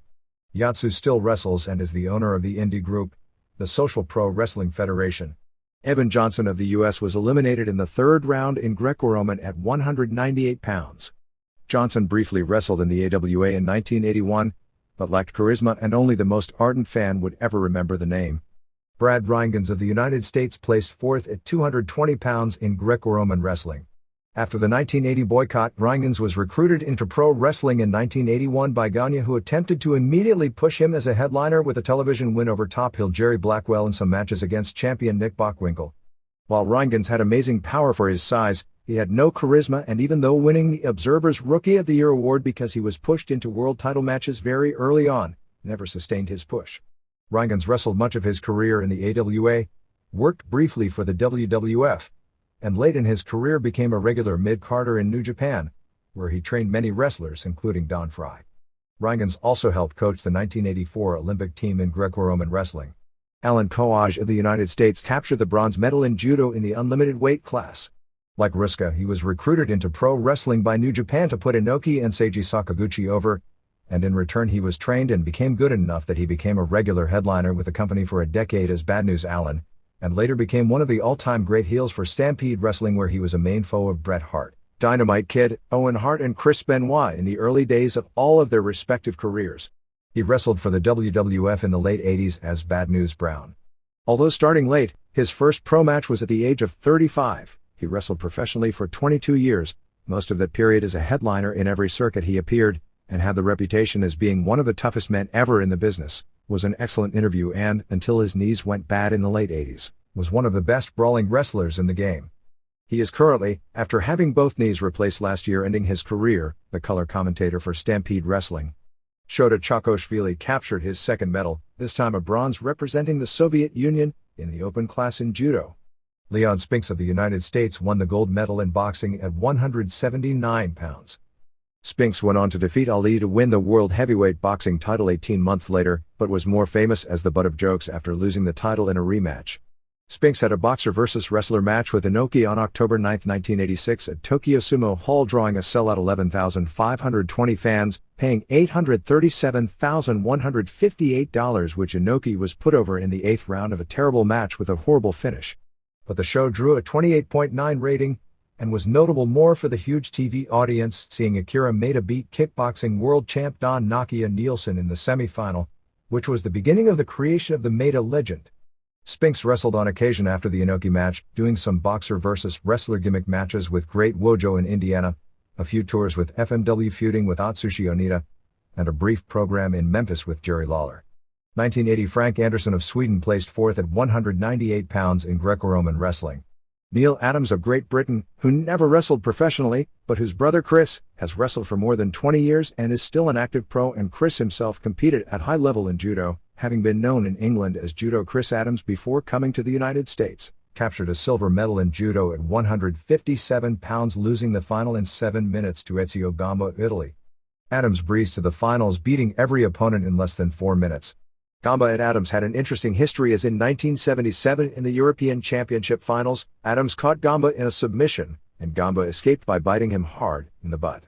Hank Newman of the Netherlands took the bronze medal in judo at 209 pounds. Newman worked briefly for rings without making much of an impact. Due to the Olympic boycott, numerous athletes' lifetime dreams were left with bitter memories. Yoshiaki Yatsu, who was Japan's representative as a super heavyweight, was in his amateur wrestling prime. Greg Wojciechowski was another wrestler whose career was ruined by timing. An 8-time freestyle national champion, he missed the 1972 team because of the presence of Taylor, the 1976 team because of an injury, and the 1980 games because of the boycott.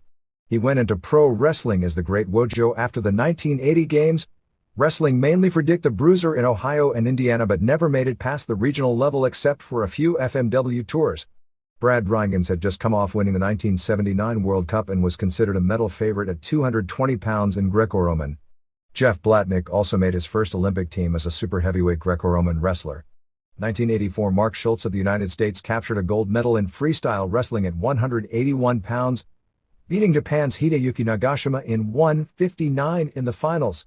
Schultz, whose older brother Dave also won a gold medal, and later was murdered in the famous John DuPont case, competed once, literally with only a few hours' notice as a substitute on a UFC pay-per-view, and easily defeated Gary Goodridge. He was interested in continuing to compete, but his primary job at the time was wrestling coach at Brigham Young University, and the school threatened to fire him if he did it again because of the controversy as to the brutality of UFC. Once, in a dojo match with no striking allowed, Schultz challenged Rickson Gracie, but with no knowledge of submissions. While Schultz had Gracie pinned to the mat for more than 20 minutes, eventually Gracie made him tap. Tomo Honda, representing Japan in the 220-pound weight class in freestyle wrestling, was injured in competition, which led to him finishing 5th. Honda competed in 2 more Olympics before joining All Japan Pro Wrestling in 1993. Honda, who is still active with Pro Wrestling Noah, never reached the level as a pro he was expected to reach, only on occasion showing signs of being a good worker or having strong charisma. Hiroshi represented Japan at 198 pounds in Greco-Roman wrestling, placing 9th. Spent a year as a teacher before signing with New Japan, and being sent to Calgary. At his peak, he was one of the top 5 workers in the world, and he picked up pro wrestling fast, as just a few weeks into his pro career, and Fumihiro Nikura, wrestling under masks as the Viet Cong Express, were having some of the best matches anywhere in the world in Stampede Wrestling with another rookie, Owen Hart, and then brother-in-law Ben Bossarab in late 1986.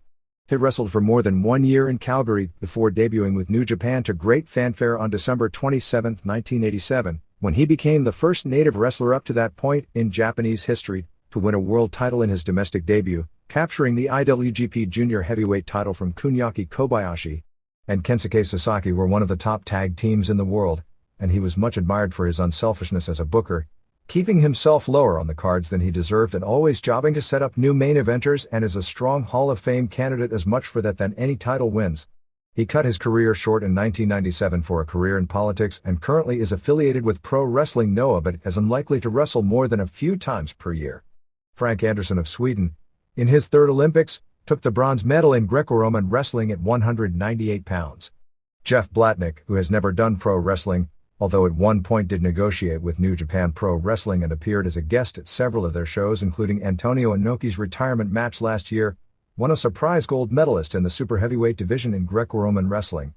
Blatnick, a TV color commentator for the UFC, had a connection with pro wrestling as the announcer for a UWFI pay-per-view in the United States. He became a national hero battling back from Hodgkin's disease to win a gold medal in one of the most emotional Olympic moments of all time. Blatnick, a huge underdog going into the Olympics, which were weakened by the Soviet boycott, beat Thomas Johansson of Sweden in the finals, although the irony was that if he had lost, he still would have captured the gold since Johansson was stripped of his silver medal after testing positive for steroids. Blatnick's cancer came back for a second time in 1985, but he beat it again through 28 sessions of chemotherapy. Neil Adams, the defending world champion, took his 2nd silver medal in judo, this time at 172 pounds, losing in 4:04 to Frank Wienek of Germany in what was considered a huge upset. Adams was easily ahead on points relaxed, and Wienek threw him to the mat with an even. The first time in his career Adams had ever lost a match in that manner. 1988 Kenny Monday of Tulsa captured the gold medal at 163 pounds in freestyle wrestling with a 5-2 win over Adlan Varayev of Russia. Monday would go on to compete in 2 more Olympics. Monday was dominant, as going into the finals, he had 1 pin and beat his other 6 opponents by a cumulative score of 29-0. Monday fought on 2 MMA pay-per-view shows in 1997, first beating John Lewis to win the Extreme Fighting Championship welterweight title, but then losing in a submissions-only match to Matt Hume on the Contenders show. Ben Spaker of Holland, who won the judo bronze medal at 190 pounds, fought in the first and only World Combat Championships on October 7, 1995 and was submitted by Renzo Gracie in 2:48. David Gobishvili of Soviet Georgia won the gold medal in the super heavyweight weight class, beating American Bruce Baumgartner 3-1 in a key match of one of the great heavyweight rivalries in amateur wrestling history. Gobishvili only had 1 pro match, on October 4, 1992 at the Tokyo Dome for the Old Pro Wrestling Fujiwara Gumi, where he lost in the semi-final before 25,000 fans to Minoru Suzuki on the show headlined by Masakatsu Funaki vs. Maurice Smith. Tomohiro Honda represented Japan in his 2nd Olympics, this time in the super heavyweight weight class, but failed to place. The Olympic career of arguably the greatest wrestler of all time, Alexander Karelin of the then Soviet Union, began at these games. Karelin pinned everyone except his final opponent to win his first super heavyweight gold medal. Karelin, who will be going for an all-time record 4th gold medal in 2000, has never lost a match since 1987 and holds the all-time record with 12 world championships. Karelin did 1 pro wrestling match on February 21, 1999 for rings at the Yokohama Arena, drawing 17,048 fans, paying $2,479,000 for a decision win over retiring Japanese legend Akira Maeda. In December, Karelin was elected top the Russian House of Representatives. Although many promotions including the WWF have sent big money offers his way, he has stated after the upcoming Olympics that he'll retire from competition and won't do either pro wrestling or shoot fighting. Dennis Kozlowski of the United States won the bronze medal in Greco-Roman wrestling at 220 pounds. Kozlowski wrestled several matches for UWFI in 1993, including several on American pay-per-view, and he appeared to have the same superstar qualities, at least inside the ring, that Kurt Angle shows today. However, after a money dispute with UWFI, he quit the promotion and left pro wrestling. His highest profile match was a loss to Kiyoshi Tamura at the December 5, 1993 Tokyo Jingu Stadium show before 46,168 fans, which was headlined by the first and most famous Nobuhiko Okada vs. Vader match. Dwayne Kozlowski, the twin brother of Dennis, placed 8th as a super heavyweight in Greco-Roman wrestling. Kozlowski wrestled a few matches in Japan for the old UWF in 1989 and 1990.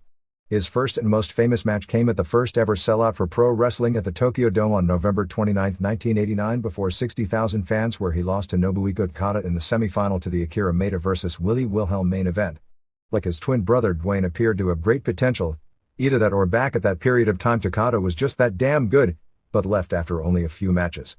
Paulo Silva was on the Brazilian basketball team that placed 5th and lost to an American team that included Mitch Richmond, David Robinson, and Danny Manning. At 7'3" legit, Silva, known as Giant Silva in the US and Gigante Silva in Mexico, signed with the WWF after being discovered by Larry Weil. Sharp, while already in his mid-30s some 10 years later, was rushed onto television too quickly and never caught on. While lacking charisma and working ability, he had amazing agility and actually almost freakish strength, gifts he was unable to use to put together wrestling matches in which he didn't have a clue. But he caught on as a headliner as a poor man's Andre the Giant for EMLL in Mexico. Jorge Gonzalez played on the Argentinian national team that didn't place. At 7'6" Jan. 2 inches legit, he was probably the tallest man ever to compete in pro wrestling and perhaps in the Olympics as well. Gonzalez was drafted by the Atlanta Hawks, but didn't have the foot speed to play in the NBA.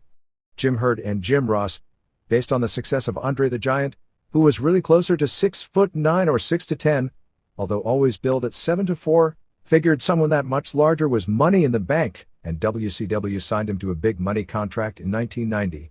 But he mentally never took to wrestling, even though he was pushed as a headliner in 1991 and early 1992 and Ric Flair could carry him to a good match. Eventually he went back home and quit the business. Vince McMahon tried where WCW failed in 1993, as the nearly 8-foot giant Gonzalez, but he didn't cut it there either, and after a WrestleMania 9 match with Undertaker in Las Vegas, was never heard from again except when brought into New Japan as a freak visual to form a tag team with 5'4" Jan. 2 inch Jushin Liger, and was never heard from again. 1992 Kenny Monday captured the silver medal at 163 pounds, losing 1-0 to Park Jang-soon of Korea. Monday had outscored his opponents 14-0 going into the gold medal match. Park scored a takedown with just 15 seconds left to capture the gold. Kevin Jackson of the United States captured the gold medal in freestyle wrestling at 181 pounds, beating Almaty Jabrailov of Russia 1-0 in a disputed match. The two battled 0-0 to a draw in regulation. Jabrailov came close to, if not completely, controlled Jackson 46 seconds into a sudden death overtime, which would have won the match and the gold medal. But the ref didn't see it as a point and the match continued, and 1 minute later, Jackson scored on a double leg takedown to win the gold. Jackson competed in several MMA matches, including a knockout win over John LeBay, a loss on 14 seconds viaduct armbar to Frank Shamrock on December 21, 1997 at the Yokohama Arena to crown the first UFC middleweight champion, and the later loss to Jerry Bollander. While still wanting to challenge for the title, Jackson got a job as a wrestling coach for the U.S. Olympic team, and the job forbid him from continuing in MMA. Mark Coleman of the United States placed 7th in freestyle wrestling at 220 pounds.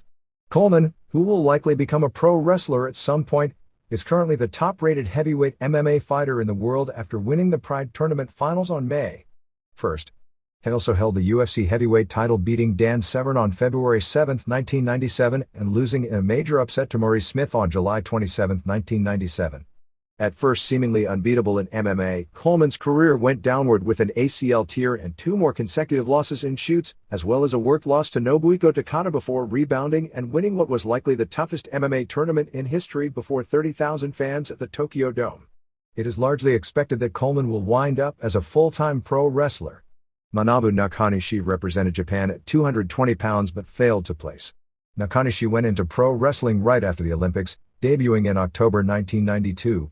He was something of a disappointment as he showed tons of promise early, but his progress slowed to almost retrogressing after a few years. After wrestling as Kurosawa in WCW, he was brought back to Japan with a major push, and was an early failure. After years of being pushed, he is accepted as something of a big star, holding the IWGP Tag Team titles with Yuji Nagata and winning the 1999 G1 Climax tournament, but, since he's already 33, will likely never be a great worker. In an interesting trivia note, Nakanishi beat current pro wrestling superstar Jun Akiyama in the Olympic trials. David Govishvili, now representing Georgia, took the bronze medal in super heavyweight wrestling. Govishvili, who had lost to Baumgartner 9 times in their 15-match series dating back 7 years at this point, leading to their last and their most intense struggle, tied 0-0 before Baumgartner took him down with 4 seconds left to win. Baumgartner easily won the gold medal match 8-0 while David easily won the bronze. Tama and Honda once again represented Japan in freestyle wrestling in the super heavyweight division, but didn't place. Dennis Hall placed 8th in Greco-Roman wrestling representing the United States at 126 pounds. Hall has done a few MMA matches including some Shudo main events in Japan.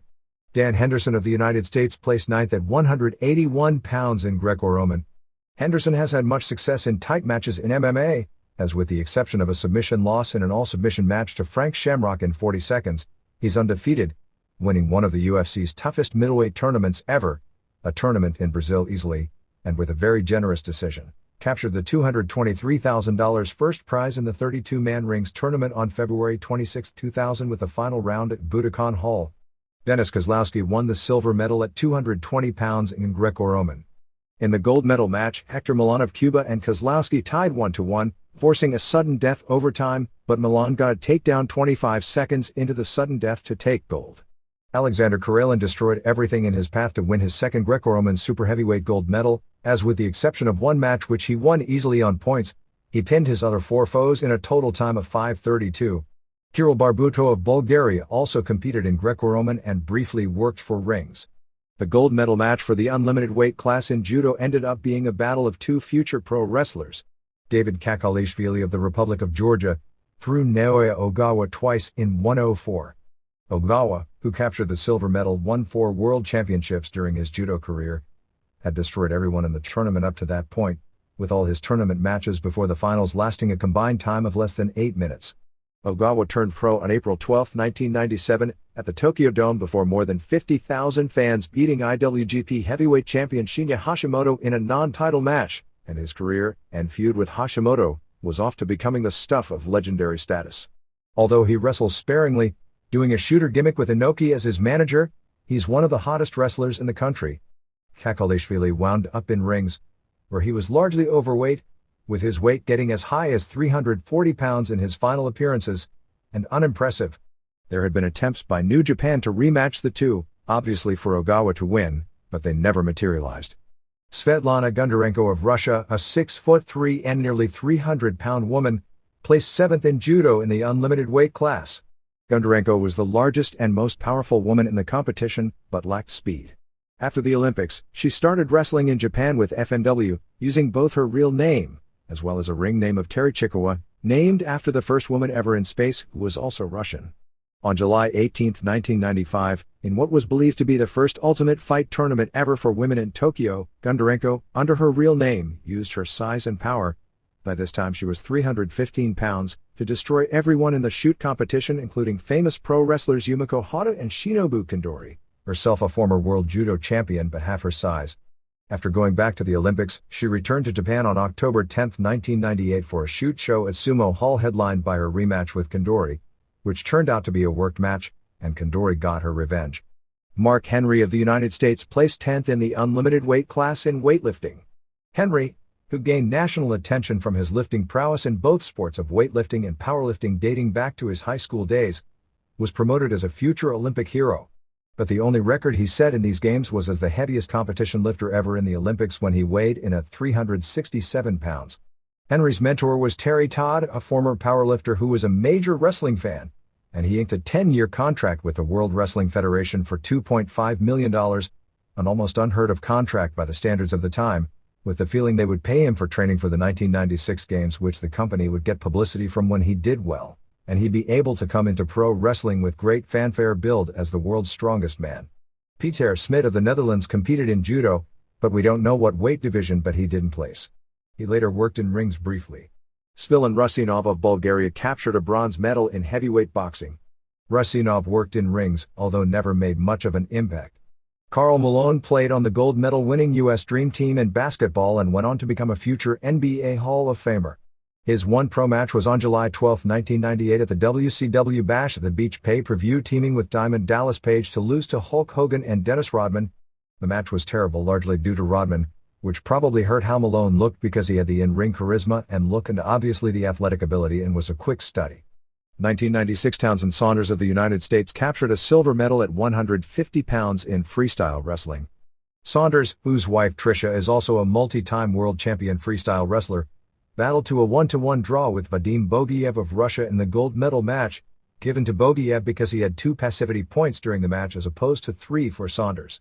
Saunders competed in a couple of UFC events, losing a close decision to Pat Miletic in the match to determine the first UFC lightweight champion, and eventually being knocked out of contention by losing to Mikey Burnett via decision. Kenny Monday, in his third Olympics, placed 6th at 163 pounds. Kurt Angle won the gold medal for the United States in freestyle wrestling at 220 pounds. Angle, the defending world champion, suffered 2 major setbacks in training, the death of his coach, David Schultz in the famous murder case, and a broken neck.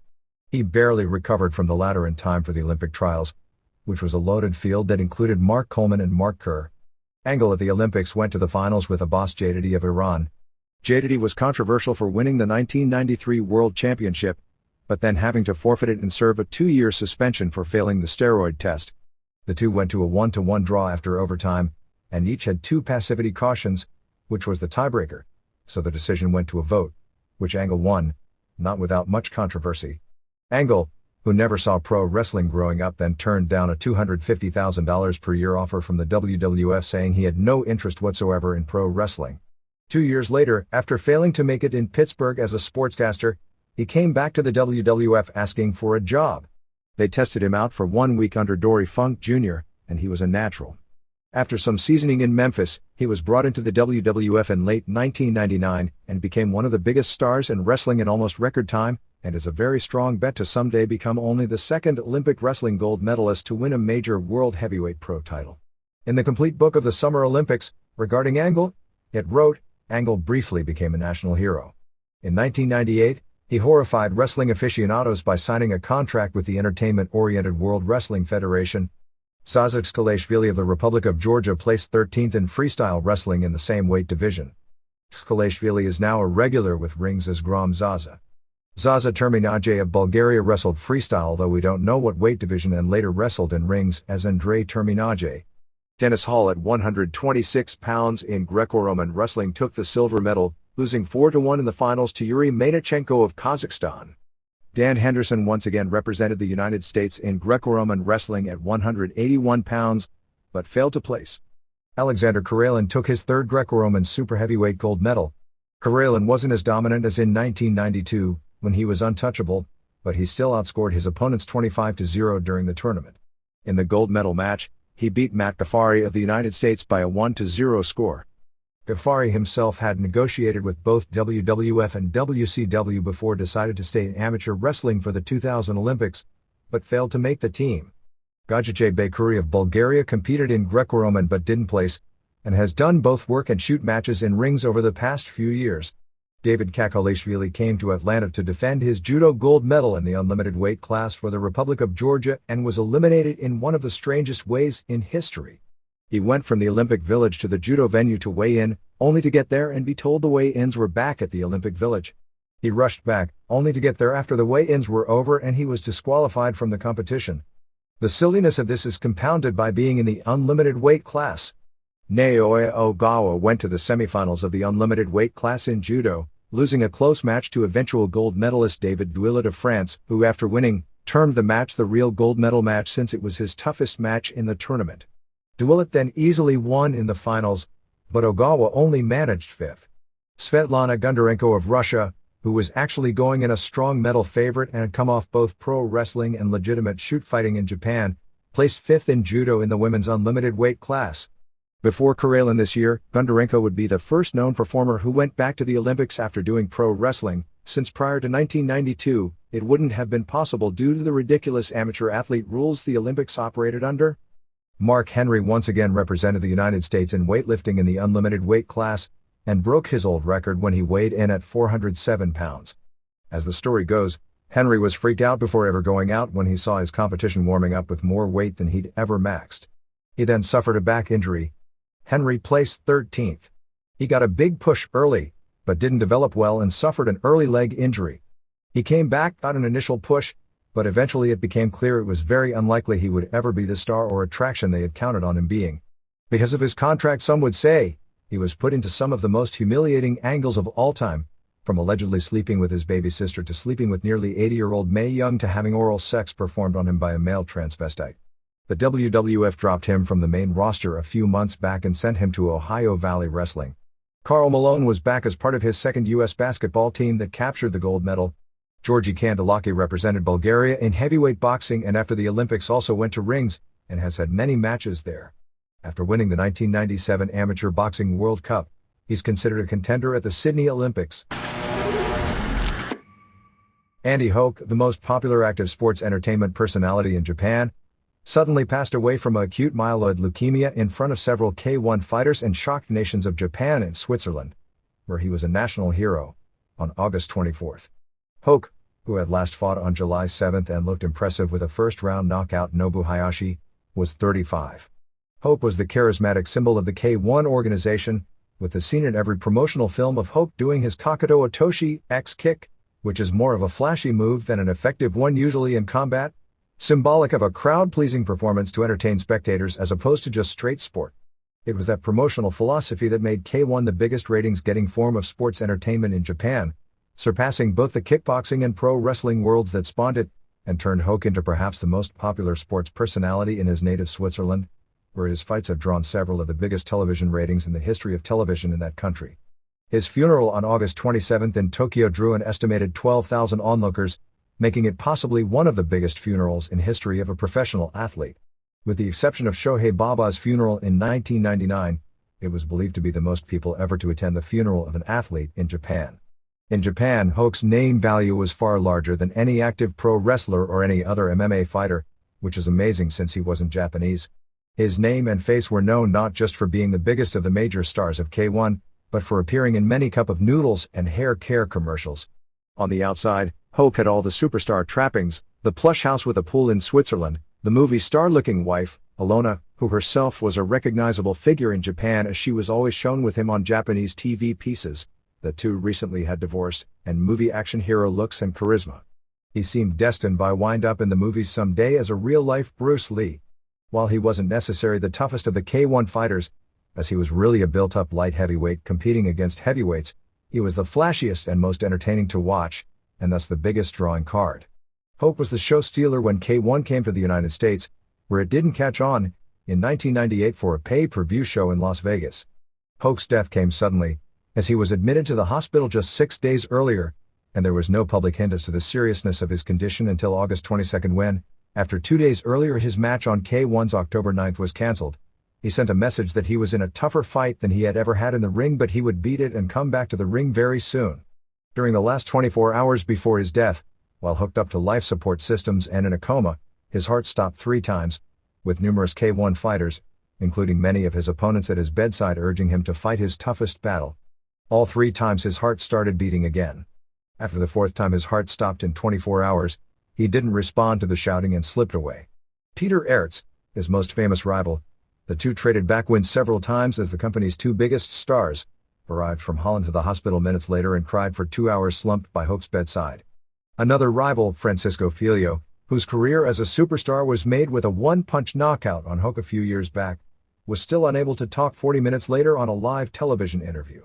The Fuji TV network, which drew tremendous ratings, usually between 15 to 20 for the K1 shows, and often well into the 20s for Hoke's quarter hours, interrupted its primetime programming at 8 p.m. to announce his death and immediately as a tribute aired highlights of Hoke's biggest matches. Nippon TV also aired a special 2 days later. Even though Hoke was an unknown in the United States, his death was covered with a short story in Time magazine where he was called the Michael Jordan of kickboxing. Hoke, who lived in Japan, returned to Switzerland at the beginning of August to visit his son. He complained to doctors at home about attacks of high fever and a rash on the side of his body and of fatigue. He returned to Japan on August 15th, still with a high fever, and went to the gym to start training, but complained of being too tired after the trip to train. He was taken to the hospital on August 19th with a very high fever, and a swelling tumor was found on the left side of his neck, which was immediately found to be malignant from a rare form of leukemia. He started chemotherapy, but suffered severe side effects including a brain hemorrhage, pneumonia and eventually organ failure. In the hospital, Hoke had developed purple spots in his body as well as bleeding from the eyeballs, urinary tract and genitals. Hoke was born on September 7, 1964 in Zurich, Switzerland, and started taking karate classes in 1974 after being picked on in school. He first came to Japan in 1984 competing in the Kyokushin Karate World Championships. In 1987, he placed second in the same competition and won the European Championship in the heavyweight division in 1989. Hoke's pro fighting record in 7 years of competition after being recruited from karate by Kazuyoshi Ishii was 37-10 with 22 knockouts. Ishii learned his promotional skills working with rings and branched K1 off as a combination of kickboxing rules and pro wrestling promotion and big show pageantry in 1993, and it became a huge national phenomenon, particularly on television, and Hoke headlined shows that sold out the Tokyo Dome twice. His career highlight was winning the K1 Grand Prix Championship in 1996, beating Mike Bernardo. He placed second in 1997 and 1998 on shows that each sold out the Tokyo Dome well in advance. On November 5, 1997, which sold out 54,500 tickets in 1 hour, the fastest sellout for any event in that building in its history, saw him lose a close decision to Ernesto Hoost in the finals of what was at that point in time the most watched kickboxing match both live and on television in history. By 1998, where he was knocked out by Aerts in the finals, the live record was broken with 63,800 fans in attendance due to a different configuration and more standing room seats sold. But age and fighting so frequently had begun to take its toll in recent years as he suffered from up and down performances. On the December 5 Grand Prix finals before 58,000 fans, he had a spectacular first-round match, losing by a unanimous decision to eventual tournament winner Hoost. He ended up being an even bigger star in Switzerland, as like in Japan, his face frequently adorned magazine covers as a matinee idol. Hoke mania in Switzerland actually started after winning the K1 Grand Prix in 1996. Hoke was almost a complete unknown when he would return home from Japan, until the Swiss media started reporting on this strange phenomenon of a Swiss native being the greatest kickboxer in the world as he was promoted off his tournament win, and a rock star-like celebrity in Japan. The curiosity of having a native world heavyweight champion led to K1 promoting a show in Switzerland where he headlined, and the promotion was so strong to see Hulk live on television that he received a reaction that rivaled Hulk Hogan in his prime from 12,000 fans, but more importantly, the show drew a 64.0 rating, making it one of the biggest events in the history of Swiss television. Hulk's annual summer match in Switzerland remained one of the biggest sporting and television events of the year each year since, continuing to draw Super Bowl-like numbers, as the biggest name opponents were brought into Switzerland for Hulk to always beat, finishing with what was promoted as his Swiss retirement match on June 3. For his wishes, Hulk was cremated in Japan. K1 announced that this year's K1 Grand Prix final on December 10 at the Tokyo Dome would be the Andy Hulk Memorial Show, with both shows going unopposed except on the West Coast. Raw drew a tremendous 4.93 rating, 4.86 first hour, 4.99 second hour, and a whopping 11.5 share, airing from 11 p.m. to 1 a.m. on the East Coast. Nitro drew a 3.52 rating, 3.07 first hour, 3.97 second hour, and a 5.5 share. For a comparison of what these numbers really mean as opposed to what people will try and spin that they mean, the last time the two shows were in these same positions, Nitro unopposed in its regular time slot and Raw starting at 11 p.m. was on February 14. USA aired the Dog Show, which is a much bigger ratings draw than the US Open. The networks had first-run programming, but ABC did have a golf matchup with Tiger Woods versus Sergio Garcia, which was a huge draw, 8.4 in the metered markets, and last year's Woods versus Duval matchup did, whether it made sense because you'd think they'd have different demos, hurt wrestling, maybe because Woods does draw young viewers. Anyway, on that night, Raw did a 4.32, so this was a sizable increase, and Nitro did a 3.64, and that was during the heart of the Kevin Sullivan booking regime. Raw peaked at 5.22 for the Lita vs. Jackie match. The Rock vs. Kane main event, which started at about 12:55 a.m., drew a 4.57 final quarter and a 5.05 overrun, the latter being a whopping 17.6 share. Nitro peaked at 4.13 for the Nash title win over Booker, while the show climaxed with Sting vs. Muta plus Russo, Goldberg and Hart in the Desert did a 4.09. SmackDown on August 24 drew a 4.34 rating and 7.5 share, but the rating grew throughout the show as an indication at least people weren't turning it off. Thunder on August 23 drew a record low 1.89 rating and 3.0 share, going up against the final episode of Survivor, which drew the largest rating of any TV show over the past year except the Super Bowl. It was actually the second lowest rating in show history, as the April 5 taped highlights show did a 1.74. The good news is very few people saw such a bad show. The other good news is there is a very valid excuse for the rating. The bad news is once the Survivor postgame show went off the air, the Vito and Booker vs. Nash and Palumbo main event was down to 1.73, thus the lowest rated match on the show was the main event, and that wasn't opposing Survivor. Weekend numbers saw Livewire at 1.1, third highest rated show of the day on USA, Superstars at 1.2, sixth highest rated, and Heat at 2.48, highest. ECW on TNN on August 25 drew an 0.8 rating. Lucha Libre on Galavision on August 22 drew a 1.9 Hispanic rating. Mexico. We don't have much on the first GWAS show other than the big news that Fishman dropped his mask to La Parka in the finals of a four-way mask tournament. Although Fishman hasn't been good in decades, apparently he was great in the 70s, his mask has been around literally forever. They also had a triple hair versus hair match with Tony Arce and Vulcano and Rocco Valente winning, so Alcon Dorado Jr. and Andy Barrow and Conde Bartok all lose their hair. Cibernetico beat Hector Garza via DQ to win the IWC heavyweight title on August 18 as Carretero in a match where Cibernetico put up his Campeon de Campeons title. Abismo Negro hit ref Tropicasas with a chair. Negro then threw the chair to Garza, who caught it, and then Tropicasas turned around and saw it for the DQ. Sangre Chicana faces Pirata Morgan in a hair match on September 3 in Monterrey. Pero Aguayo Jr. worked as a Rudo in the August 25 Tijuana main event, teaming with Sandokan and Jerry Estrada, losing via DQ to La Parka Jr. and Hector Garza and Latin Lover. Aguayo Jr. said that he wasn't a Rudo, but was teaming with Estrada because he had a beef with Latin Lover. Super Crazy returned to Tijuana on this show. The reason Rosy Moreno vacated her Reina de Reinas title is because she's pregnant. AAA is in negotiations to bring back the Headhunters. All Japan. Atsushi Onita came to Korakuen Hall before the August 26 show in front of the fans, giving a letter to Masafuchi and Motoko Baba, which appears to be the angle for him to return. Onita started his career dropping out of high school at 15 to join All Japan in 1974 and stayed there until 1985 when his bad knees forced him to retire. He came back using a different style in garbage wrestling and became a legend. Susumu Mochizuki, Yasushi Kanda and Masaaki Mochizuki from Toriuman started working the current tour facing the Mexican contingent, Super Parka, Super Kalo, Halloween and Damien, in a lower card feud. Korakuen Hall fans enjoyed that match and generally gave the show good marks. Jinsei Shinzaki beat Sabu via submission with a facelock in a match considered okay, while Kawada beating Johnny Smith via submission was said to be good.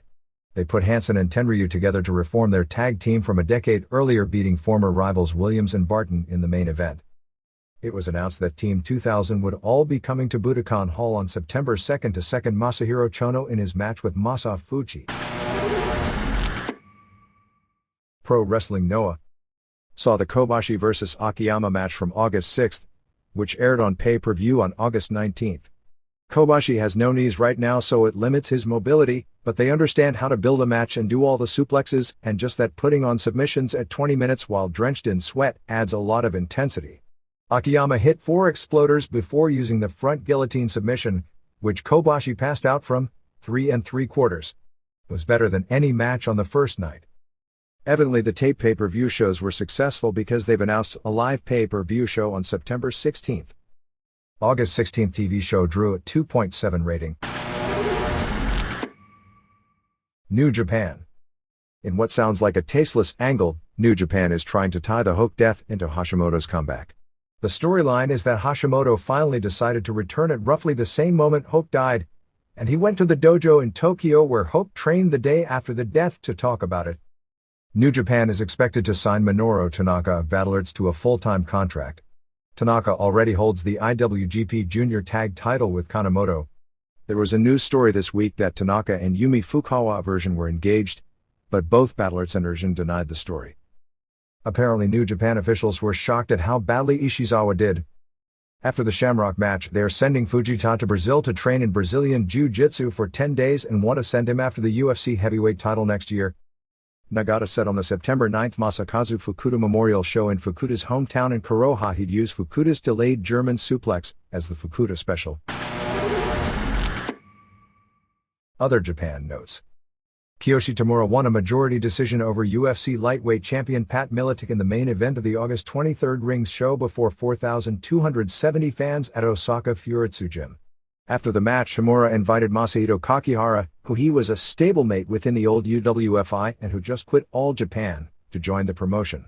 The card was notable because 5 of the 6 matches went the time limit to decision, with the only finish being a 36-second Achilles tendon submission win by Valentine Overeem over Joe Slick. Tsuyoshi Kosakawa went to a draw with Rodrigo Nogueira in a battle of ground wrestling experts. Ricardo Arona of Brazil, who is a very impressive fighter, scored a split decision over Jeremy Horn. Dan Severn, at the age of 42, scored a unanimous decision over submission expert Andrei Kopolov, who is listed as being younger than Severn but looks older. Matt Hughes, who has been appearing on MMA shows around the world, scored his biggest career win with a unanimous decision over Chris Haseman of Australia. Gia ran Korakuen Hall on August 25th, which saw both Dynamite Kansai, for Chigusa Nagio, and Linus Asuka, for Asia Kong, do jobs in tag team matches to heat up the September 15th Yokohama Bunka Gym match with Crush 2000, Asuka and Nagio vs. Kong and Kansai.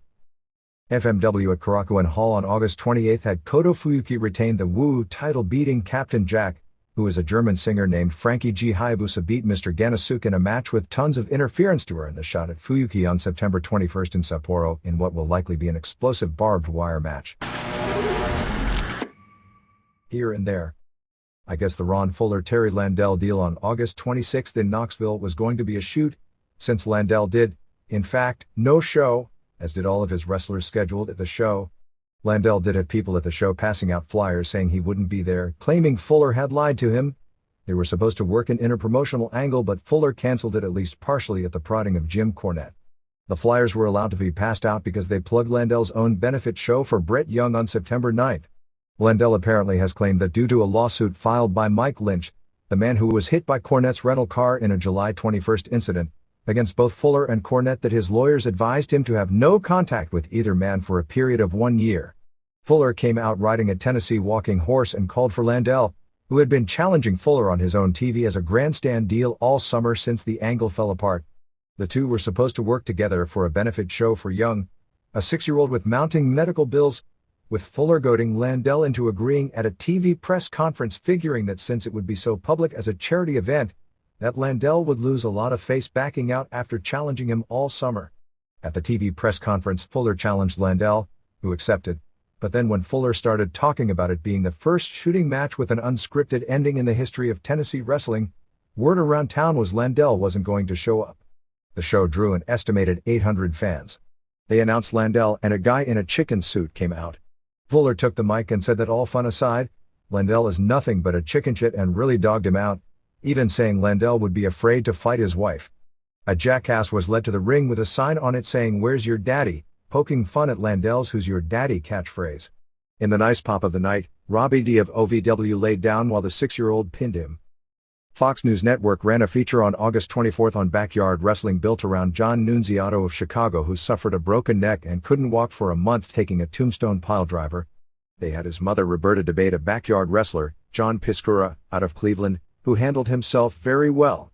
Unfortunately, the piece failed to differentiate between kids having fun wrestling in their backyard, which is relatively safe and a lot less dangerous than playing tackle football in the street, which was what these same stories were about 10 years ago, or for that matter even playing high school football, and kids doing really stupid things imitating moves that 80% of the Major League Pro wrestlers wouldn't do, which is quite a bit more dangerous. Foley came off as a voice of reason, and was strong early in not saying kids shouldn't have fun trying to wrestle, but that they should avoid at all costs compression of the spin moves like the tombstone piledriver or the DDT when doing their wrestling. He noted it took him 11 years from when he was wrestling in his backyard of training and doing pro wrestling before he even got a full-time gig with the WWF, saying that kids who send tapes doing stunts to federations are not going to get a second look, with the exception of Vic Grimes, who did get a tryout match based on stunts he did, although they were at indie pro wrestling shows, and he was trained at a good school for quite some time, and then got a contract based on having a great tryout match. He also said with all his training, he gets nervous taking tombstones from guys who have experience doing them safely. Still, I'll bet the vast majority of the pro wrestlers breaking in 5 years from now will have done some backyard wrestling, and the kids who do it now recognize that a significant percentage of the current WWF crew started out that way. A large percentage of wrestlers who go to legitimate schools have experience in their backyards, many doing dangerous stunts and thinking that is pro wrestling, and because of that may be where it's headed, even with the WWF's quiet cutback on dangerous compression of the spine moves. Everyone knows the stories of Foley jumping off the roof, getting him the attention of a trainer and starting his journey, or the Hardys, Lita, Shane Helms, Shannon Moore, etc. learning in a ring they bought when they were teenagers and fooling around in the backyard. So there is an element of these warnings being as effective as the smoking warnings aimed at teenagers during the WWF broadcasts. They also tied in one of the deaths of an infant that was tied into pro wrestling, which is also an issue having to do with wrestling's effects on kids who watch it, which is a very complicated issue which can be tied to the fact kids who watch pro wrestling also may try and imitate the moves, not realizing the consequences, but is a completely different issue from backyard wrestling. I'm not sure of any answers other than perhaps toning down stunts in pro wrestling, and if Owen Hart can't stop people coming from the ceiling, which draws no additional ratings or money, then that train left the station a long time ago. Even though the WWF, with occasional exceptions to get over an angle, has banned its wrestlers from doing certain moves that have a high risk of serious injury, then again, the last pay-per-view may indicate they've just replaced them with even more potentially dangerous spots as it pertains from falling from high distances. Because of the nature of the wrestling audience, they have never publicly stated that many of these moves the WWF no longer even allows its wrestlers to use, because it would give the impression to the public that they are going soft. Chris Duffy, 36, a longtime independent wrestler in the Northeast, passed away on August 25 after a seizure. Duffy frequently worked WWF TV tapings as a jobber in the late 80s and early 90s, and once did a TV angle for Japan in the late 80s with Tatsumi Fujinami as the bouncer. He was known as a good bump taker and was very good on the stick, although he never had the chance to show it on a big stage. He was scheduled to work a show later that evening, and all the wrestlers wore black armbands. Bobby Eaton and Stan Lane, who many would call the best tag team in American wrestling of the 80s, teamed up on August 26 in Wadesboro, North Carolina as the Midnight Express for the first time since Lane and Jim Cornette walked out of WCW in 1990. MMA. Yoshiaki Yatsu was at the August 27th Pride event at the Seibu Dome, and there was talk of Pride attempting to use him as yet another pro wrestling drawing card. Yatsu, 44, as you'll note from the Olympic section, was at one point considered one of the best amateur heavyweights the country ever produced, but he hasn't had a competitive match in 14 years, and 44, even for a gimmick deal, is awfully old to put in a real fight. Nobuhiko Takada was announced as appearing on the October 31st Pride show in Osaka. Sergio Battarelli, the biggest Vale Tudo promoter in Brazil, announced he would be running a big show early next year, probably in February, in Los Angeles, called World Fighting Championships. The working idea is an interpromotional 8-company tournament, with 2 men representing each company. If someone gets injured, his partner would then replace him in the tournament at a proposed $200,000 first prize. The Fuji Network, which interrupted regular primetime programming the night of Andy Hoke's death at 8 p.m. to air some of his matches right after making the announcement of his death, drew a 13.7 rating. The SRS television show The Night of Andy Hoke's Death, which airs from midnight to 1:30 a.m., drew a 5.4 rating, the second highest rated in the history of the show. NTV on August 26 ran a Hoke special at 3:20 p.m. which drew a 6.5. Pride is talking about if Sakuraba can beat Ryan Gracie on the next show to build for a Tokyo Dome show early next year against Rickson Gracie, who up to this point has successfully avoided facing anyone near the Sakuraba caliber. Jeff Blatnick will not be announcing the September 22nd UFC pay-per-view from New Orleans because he'll be in Sydney doing the Olympics.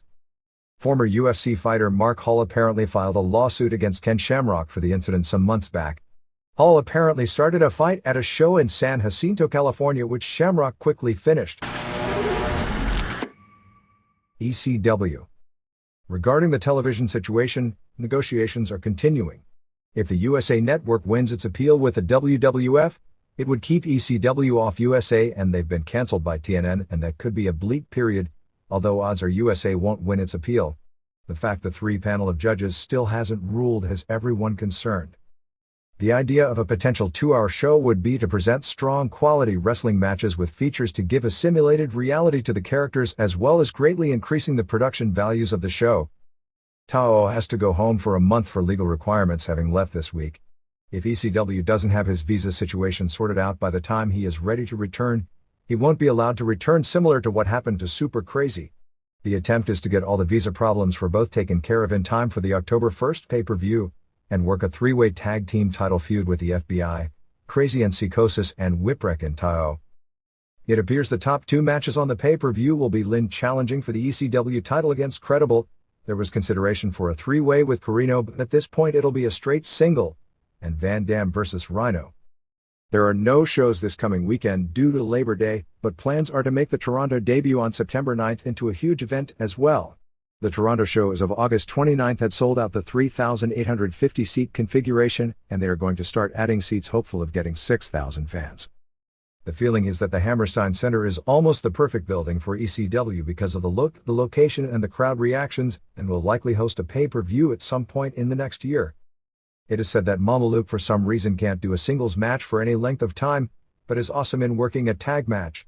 That's similar to a lot of the younger Mexican wrestlers that come to the US with no experience in singles wrestling, and then they aren't good at doing it at first, and get the label they can't work. Heyman, on the other hand, has kept Mamaluke's singles matches very short, but exploited his bump taking talents in tags. Among the weekend injuries were Guido with an eardrum injury from a hard kick by Tao, Francine cut her head open trying to do a Hurricane Rana but hitting her head going over, Billy Corgan got a concussion, Lou E. dangerously was split open hard way by Corgan, and Anton was hospitalized after the second Manhattan show for a rib injury. August 25th TV show was very good, although it also seemed designed to make fans think the TNN show is the B show by showing the highlights of matches, listing that the full match would be on Hardcore TV. If nothing else, Psychosis vs. Tao looked so good in highlight form that it piqued my interest to watch Hardcore TV much more than anything in a long time. Tao is just so awesome and so over, and the match had tremendous crowd reaction and several standing ovations. Credible and Rhino vs. Len and Cash was a good main event. Actually real good until the requisite interference made it look like every other TV show finish. That Hurricane Rana by Cash while Credible on Van Dam's shoulders looked like it was threatening to take years off 2 of the 3 men's careers the way they flew out of control when the stop was botched. There were no legal charges filed by either side stemming from the incident with XPW at the Heat Wave pay-per-view. WCW. Announced for the Fall Brawl pay-per-view on September 17th in Buffalo is Nash vs. Booker in a title rematch, Jarrett vs. Awesome in a bunkhouse match, Goldberg vs. Steiner. At least it's still advertised on new TV commercials, and we've heard nothing about how long Steiner is out of the ring for with his eye socket injury, and Douglas vs. Kidman in a scaffold match. The latter is stupid in that scaffold matches haven't taken place in years, except for ECW, in which they used tables under the scaffold to safeten up the bump, because after the novelty of the first few, they didn't draw, and the injury risk was too high. Warlord and Barbarian in the 80s even quit NWA and joined WWF rather than work a scaffold match program because of the danger of taking the bump. Jim Cornette and Mick Foley both suffered serious knee and wrist injuries respectively from the bump. Unless they use tables underneath, and don't risk Douglas, who was injury prone to begin with, taking the bump, there is no upside. It won't sell one ticket or one pay-per-view order, which at least there was in the scaffold matches from the 80s, which were promoted well and sold tickets, because there have been very few good scaffold matches in history, and those that were had workers far more experienced than Kidman and a lot better than Douglas. Nitro on August 28 in Las Cruces, New Mexico had a hot crowd, and being in a 5,000-seat building that was nearly full, the atmosphere made the show pretty good. It was an obvious throw a million things out there because the show was unopposed, and copying an old Raw storyline of Austin stalking McMahon, this time Goldberg stalking Russo. They are putting the last NWO back together, of Jarrett, Steiner, Bret Hart, Russo, and Nash, but not calling them NWO this time, which was the theme of the show, with the Thrillers coming off as the old NWO Black and White B team, which is not exactly the way to get someone over. ICP and Vampiro beat 3 Count. This match was terrible in the ring, but 3 Count did incredible dives out, including one where Helm seemed like he was shot out of a cannon, he flew so far. Vampiro pinned Moore after Shaggy almost hit Moore with a leg drop off the top. Abbott came out to attack 3 Count, but then everyone in the match attacked Abbott. Demon made the save, but Muta Blue missed at him until Sting cleaned house with a bat. Russo and company came out. Nash did a good heel promo claiming he turns face every now and then just to get people to buy his merchandise. Cat and Booker hit the ring, only to get destroyed. FAs tried to save them, but they got destroyed as well. Cat went out in an ambulance. Goldberg called Russo in his office and everyone kept leaving Russo's side. Actually, this wasn't taken from Raw, it was taken from a TV movie which inspired Raw. In the worst 20 seconds in the history of sports entertainment, Tigress won over Paisley and Major Guns. Fans chanted boring. The novelty of women that can't wrestle doing matches has been so overdone. The announcers got double-crossed. Supposedly the ref counted 3 when it wasn't supposed to be the finish. The announcers then said it was a 2. Then everyone left the ring and they cut to a pre-tape making the announcers look like idiots. FAs attacked Thrillers with mace to get to Russo, but they did nothing to him once they eliminated the guards. Awesome is now doing a new gimmick that guaranteed will keep him from getting over, as Mr. Retro wearing 70s fashion styles. Chronic and C. Harris twins in a cage match that went 220, which saw them all fall out of the cage, and the Harris twins attacked a plant fan and then it was all over. A lot of terrible matches on this show, and this was one of them. A lot of terrible booking on this show, and this a case study. Why are they doing a cage match when they've never even wrestled before? Why kill the cage gimmick even worse in a match that nobody cares about? Why book a program with 4 big guys that nobody wants to see and can't possibly have an entertaining match? Storm beat Wall in a tables match which was short and the best thing on the show up to this point.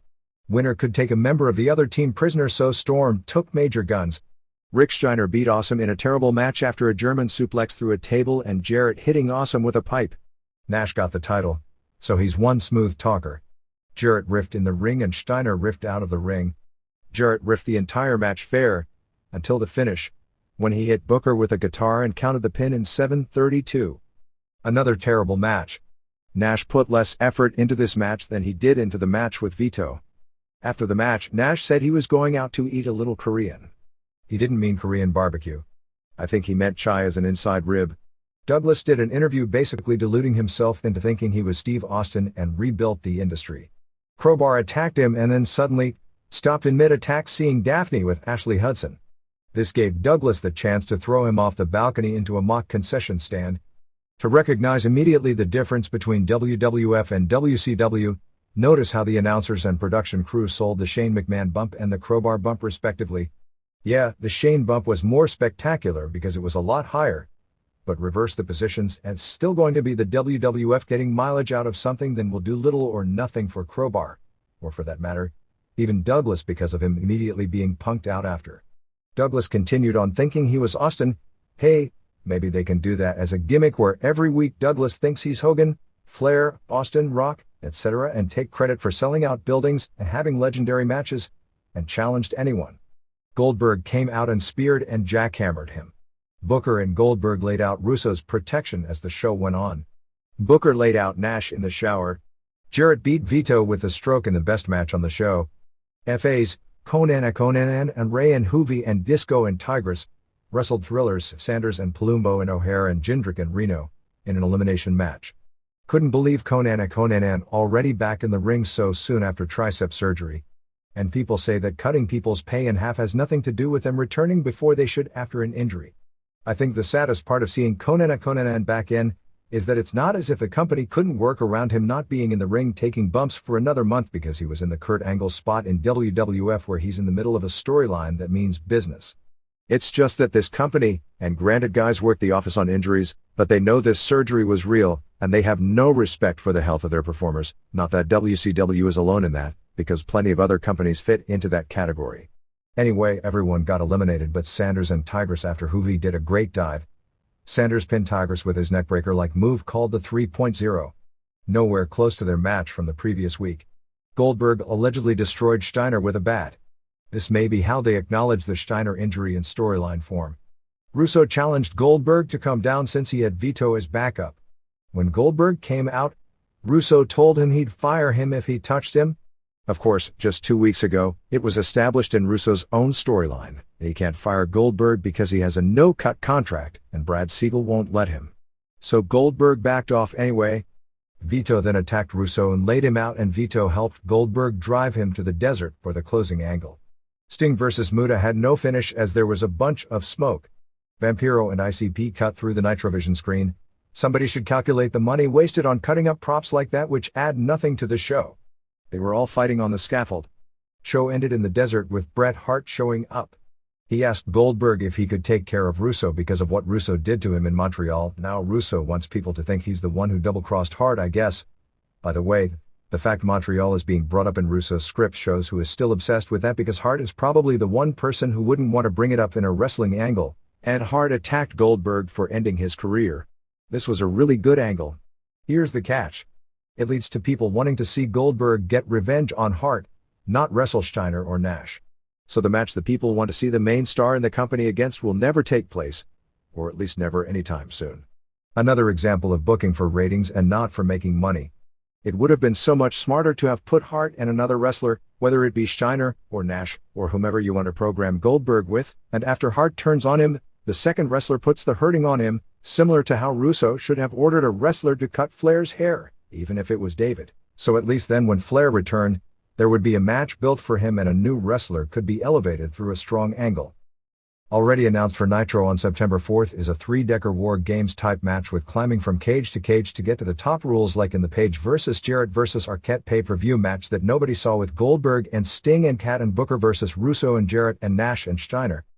Kanyon asked for the next few weeks off because of his father undergoing bypass surgery.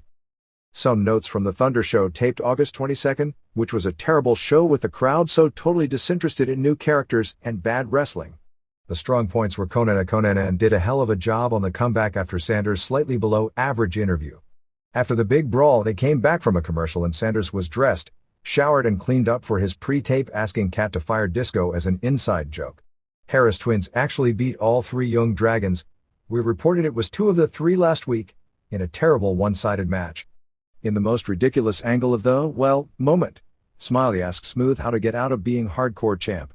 Smooth told him to give the belt to him and Smiley said Kat won't allow that as commissioner. Okay, then why, 8 days earlier, did Kat allow Storm to do the exact same thing? Tank and 3 Count vs. Dark Carnival was horrible, since the focal point in the ring was Tank. Not to mention how bad Tank's song was, and how bad the new Mike Tenay character is, and how bad the idea of trying to push Midanja as a major character is with her interview scripted to rip on Sable about posing for Playboy, and then not caring about wrestling. Crowbar vs. Reno had no heat and wasn't good although they both worked very hard. Smiley vs. Smooth was one of the stupidest things ever, and didn't get over a lick. He couldn't talk because Muta chopped him. Poor Disco vs. Sanders. What was that Russian leg sweep spot, anyway? That working a match to look fake stuff is okay for 40 seconds max. It went 4:30, but part of that was a miscommunication as they didn't want it going so long. Somehow the ref didn't get the message from the back to go home, so the guys didn't get the message, and they didn't go to the finish. People who are around the situation at the meetings are getting more impressed with Ace. At least they kept Paisley versus Guns short, and Paisley did a nice handspring elbow, but then Guns tripped trying to walk. I did think Stevie Ray was good on commentary, but the new 10A character negates by tenfold any upside of the improvement in Stevie. Scott Steiner suffered an orbital bone injury when Goldberg potatoed him on Nitro in their brawl on August 21st. September 11th, Nitro in Charlotte with the David Flair wedding has sold 700 tickets. They are taking out heavy local advertising for the wedding, with the question mark about who will be the best man, I guess implying Rick at the show. On TV they have yet to even speculate about Rick returning for the show, and without the speculation, are missing a good portion of the ratings drawing power, if there is any, for the wedding. Also very strange how on TV they've called her Stacy Keibler to try and get her injury over as a shoot, but now when she gets married, it's back to being Ms. Hancock, I guess to let us be confused or think the wedding is a work.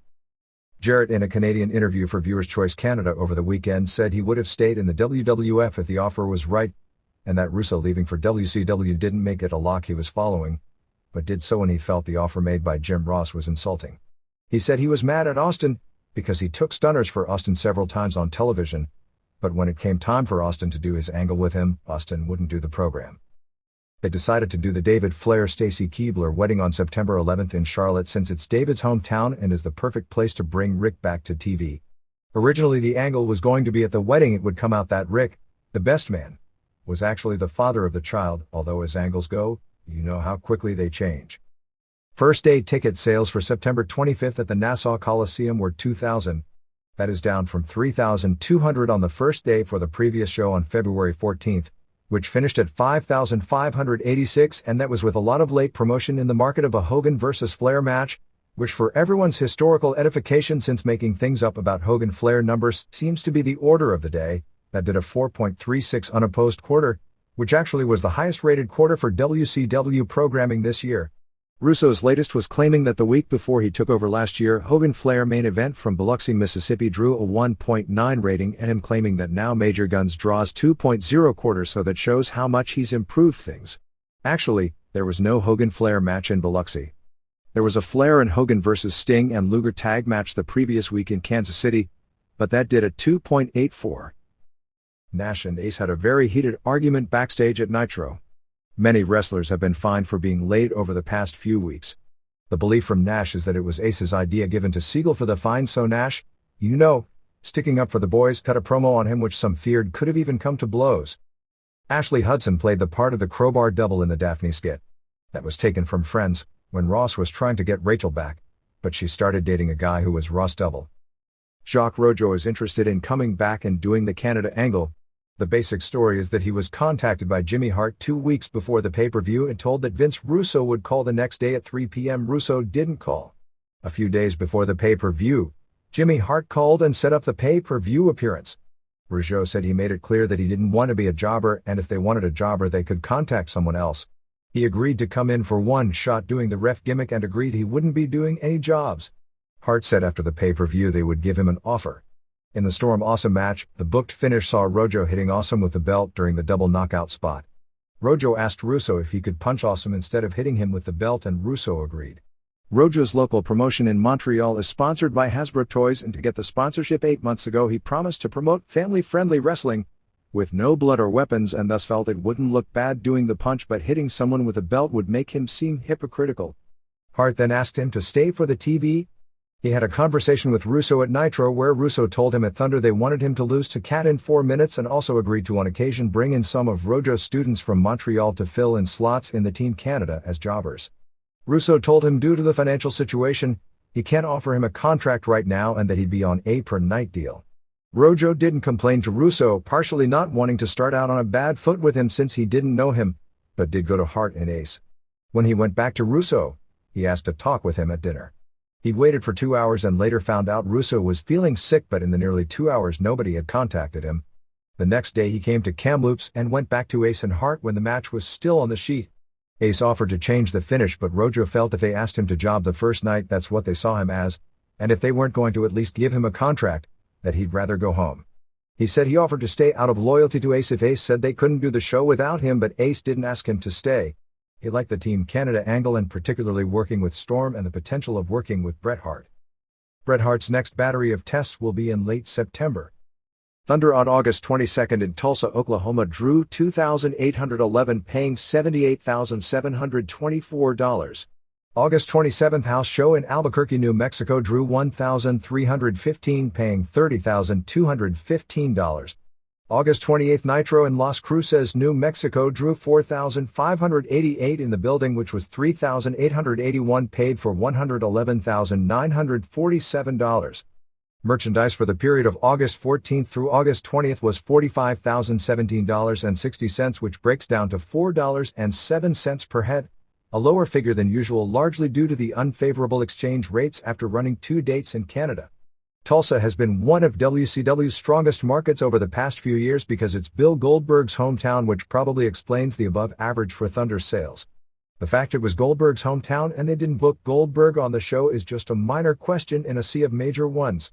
Albuquerque was headlined by Booker pinning Nash and the same tag title with Mysterio Jr. and Hoovy winning the 3-way over Chronic and Jindrak and O'Hare.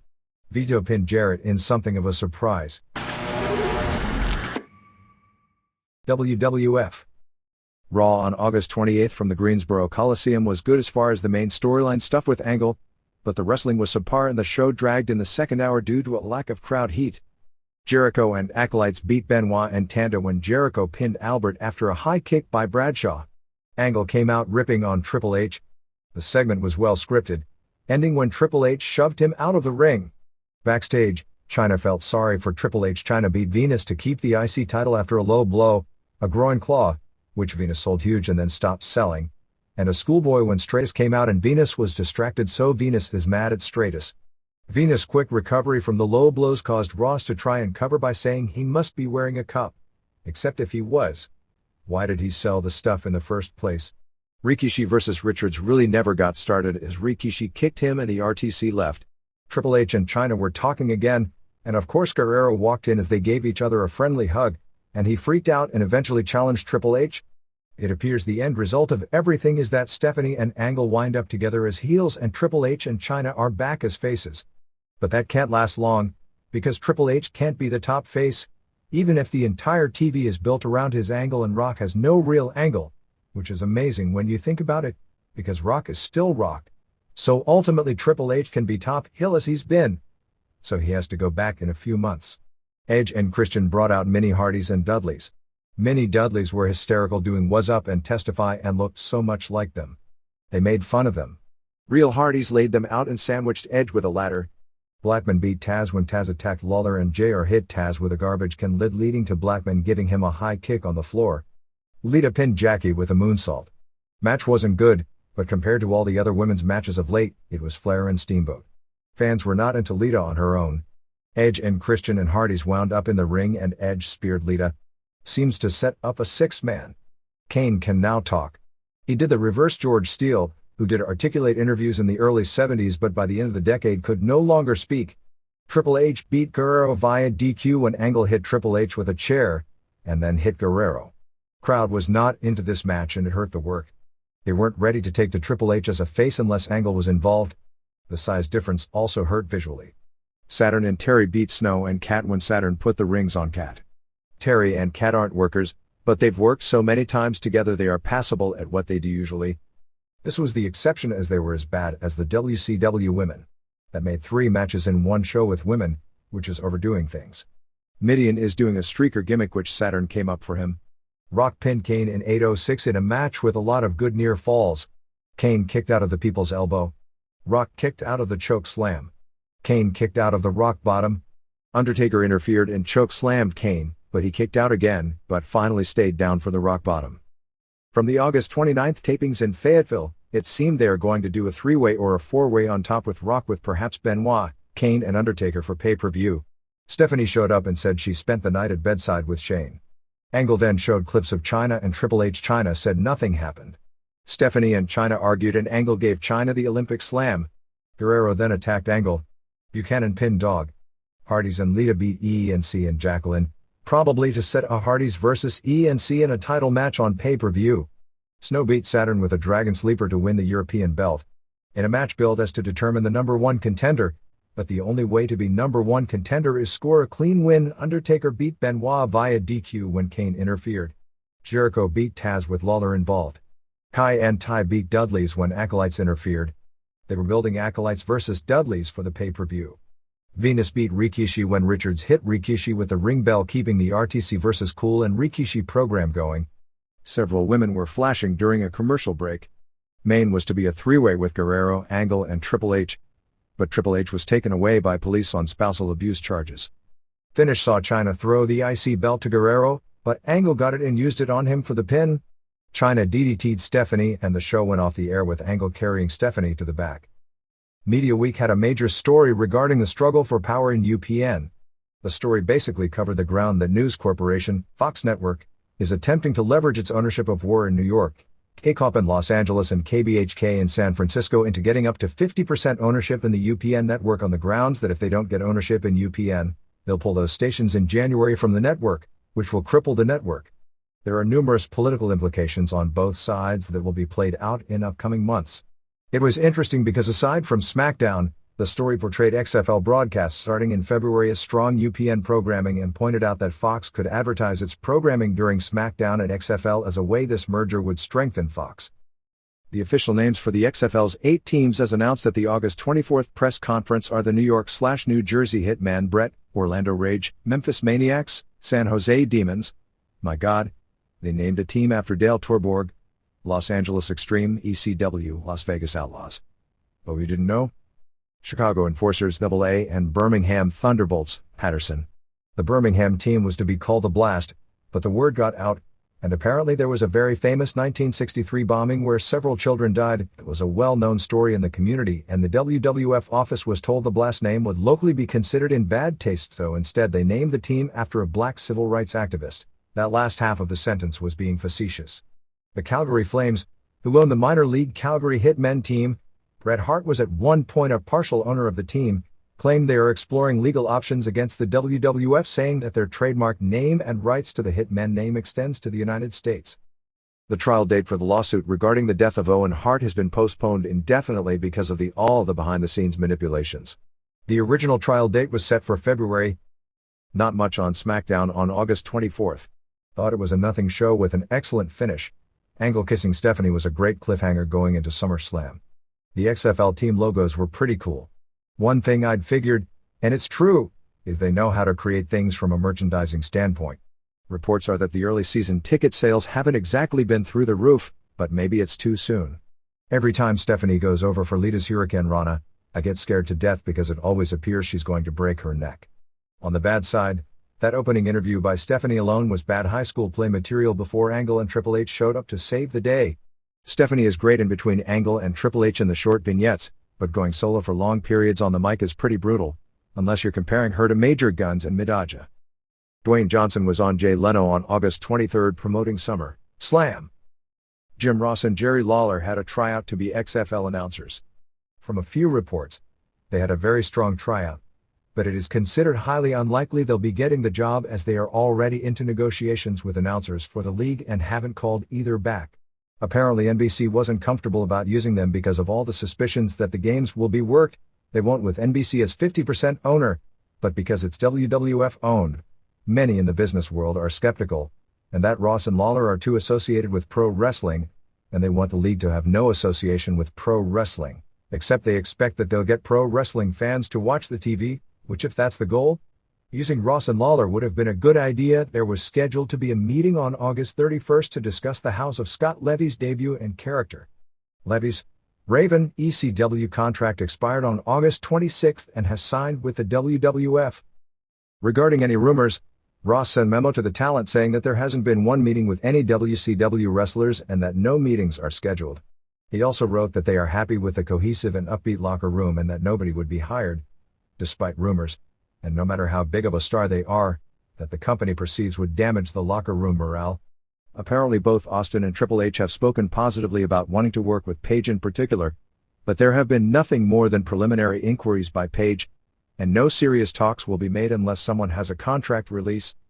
WWF has made it clear they aren't interested in buying out any WCW contracts and have broken off conversations with many unless they can show they have a release.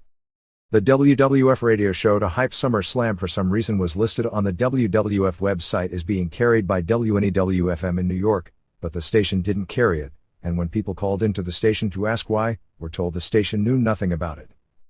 At this point, the working plan is to heavily push for a few weeks the return of Austin to TV on September 25th, coinciding with the first TNN Raw. It could change, but it's a strong idea.